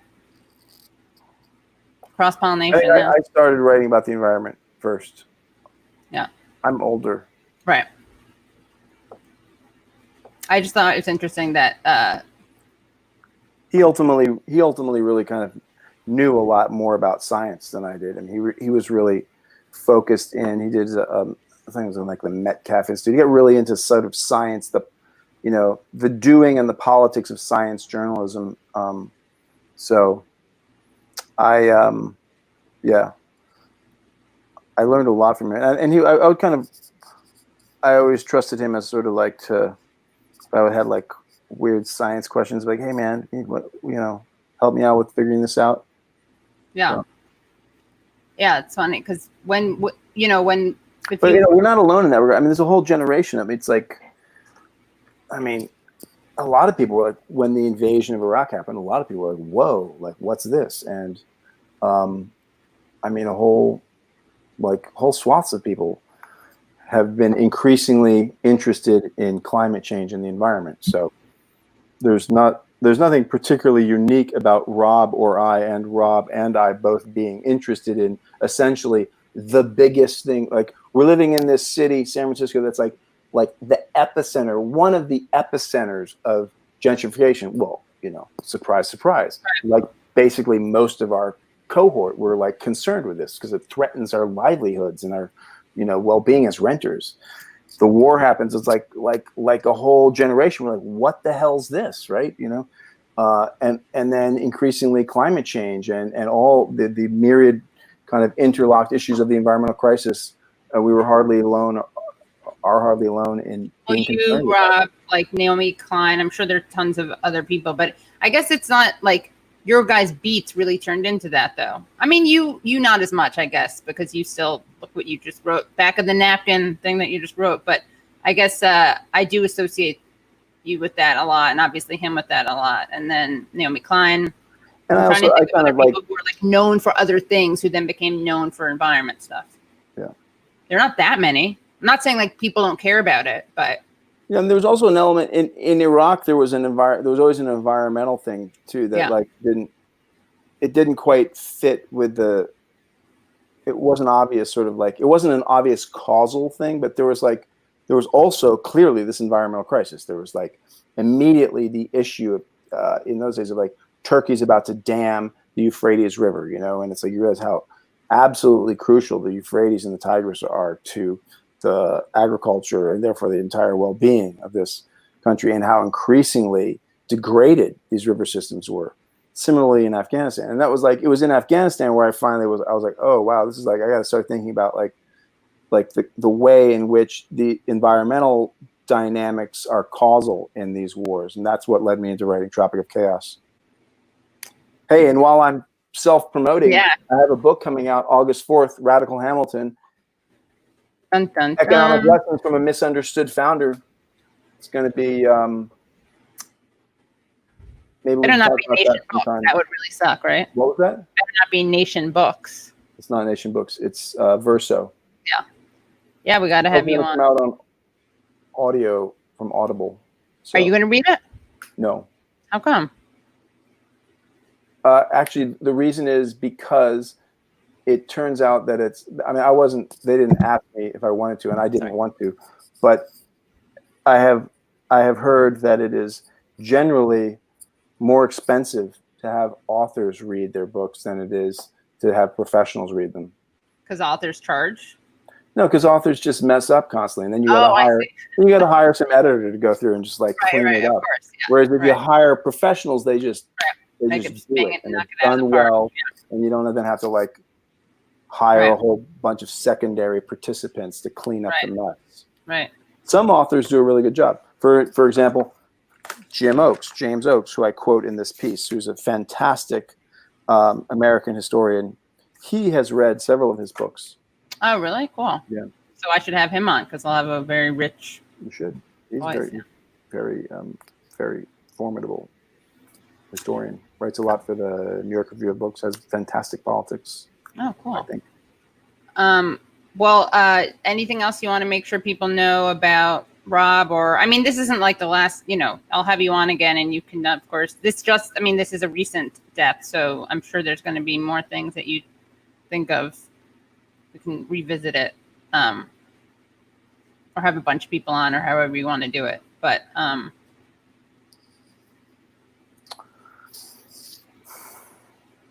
no, I can't. I mean, just that he was a great guy. He was really, he had a real kind of integrity and a real, he resisted the implicit rules of how you have to live your life, and he lived a very full and successful life as a renegade. And I think that is really important. One, because it leads to greater autonomy and pleasure, and it's kind of empowering to know someone like that. That's one thing I really loved about Rob. I felt tremendous respect for him, and I was like, there was something empowering about being around this guy who just had like flouted the rules and beaten the odds, and was thriving. I mean, ultimately, the stress of life under late decrepit COVID neoliberalism did contribute, I think, to his heart attack. But it was, it's good to remember that you don't have to check all the boxes, et cetera, and that even if you do, frequently it doesn't work out. So life is for living. Well, yes, and I wanted to give you, dude, this is weird. I think I did a video in 2003 for Robert in the West Bank interviewing a family who'd recently been brutalized at a checkpoint. Probably. That sounds about right. And I also wanted to, wow. I wanted to show the photos that you took of him. I don't know. Let me see if I can do that. Maybe if we had uploaded it to. That I took of him or of those baby photographs? The baby photos. They're so cute. Here, let me open them. I think I can do it actually. You'd have to email them to yourself and then. No, I got them already. Let me see if it lets me share screen. Let's see. Application window. Oh, here. Okay. Tell me if you can see this. Can you guys see that? Yeah, I can see it. Him. And this is the one that really looks like him, though, I think. Hold on. Hold on one second. Share screen.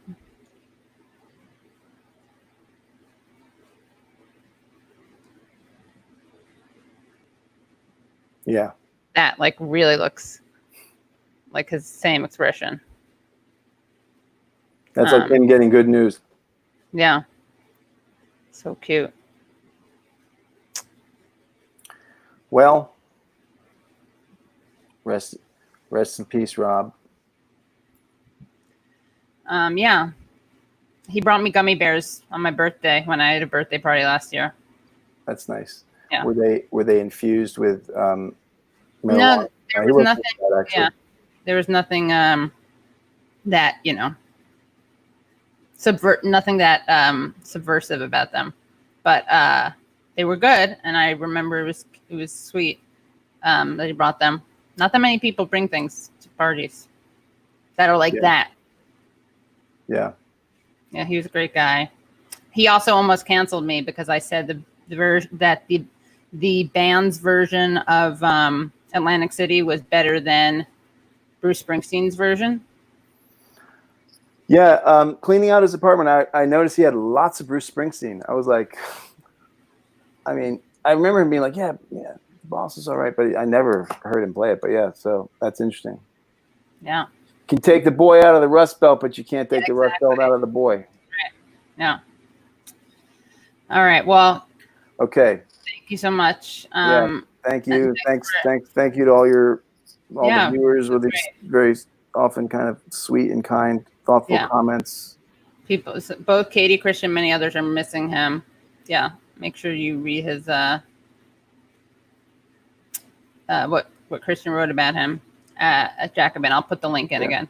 And look at the Tom Dispatch article he did about voters in Bucks County. I forget when it was. Yeah. Okay. I will. Years ago or more now, but it's like it's an evergreen story because it's about these swing voters in swing states, right? These it's a crucial demographic, right? Right. And you said something like, but like he was critical of the people he came from, but woe, what you wrote something. Woe unto the condescending liberal who would criticize Trump voters and Reagan Democrats and flyover country. Yeah. He had, if it wasn't, I mean, he had like the chip on his shoulder of a working class kid. It was like, and he was like in this world, teaching at Columbia University, hanging out with all these like fancy people, and and impressing them, and having all the kind of cultural capital. But inside there was this like, sometimes a little bit like probably insecure, freaked out, and often like really fucking angry and resentful working class kid, right? Whose parents were like, his mother worked her entire life at a company that made little motors for like, dental drills and, like dialysis machines. And his dad worked a number of different jobs. He was actually in the Atomic and Chemical Workers Union that Tony Mazzocchi, who was a mentor to Adolf Reed, kind of took over and ran. But Rob's dad was he was not a radical. I mean, Rob's dad had served in Vietnam, not in Vietnam, but in the Navy during Vietnam, and just worked. They just worked really, really, really, really hard their whole lives at loud, dirty, boring jobs, and Rob carried that kind of intimate knowledge of what it means to be exploited for your whole life, and wouldn't bring it up and flash it in people's faces at the cocktail parties, but you could tell that it was in there and that it would come out sometimes, and often it didn't come out enough, I suppose, that he carried it and it ate at him. Yeah. Okay. Thank you. Thank you. I'll be back Wednesday, everyone, with Aaron Mate. You're a big fan of his, I know, Christian, and Yes, Tim Black. But 7 p.m. But yeah, and I'll try to I'll put in more links to Rob's work, and yeah, next time we can look at his that piece that you're mentioning at Tom Dispatch. Right on. Okay. Okay. Thanks, Christian. Thank you. Bye. Sleep tight. Take care. You Bye. too. Okay. Yeah. Thanks for listening, watching. Yeah, it's very sad. R.I.P. Rob. He was really amazing. And yeah, he and Christian were very close. And yeah, he left behind some writing, he left behind writing, poetry, and journalism. And so we should read more of it. Maybe I'll read part of it on another episode. Wednesday at 7 p.m. is when the Aaron Mate, Tim Black episode will be. Okay. And yeah, check out more of Rob's. I put links to his stuff, but he has a website, robeshelman.com. And you can also on Twitter, you can see his tweets, but it's very sad. And yeah. So I will see you guys next this Wednesday. And thanks again for coming. Okay. Bye.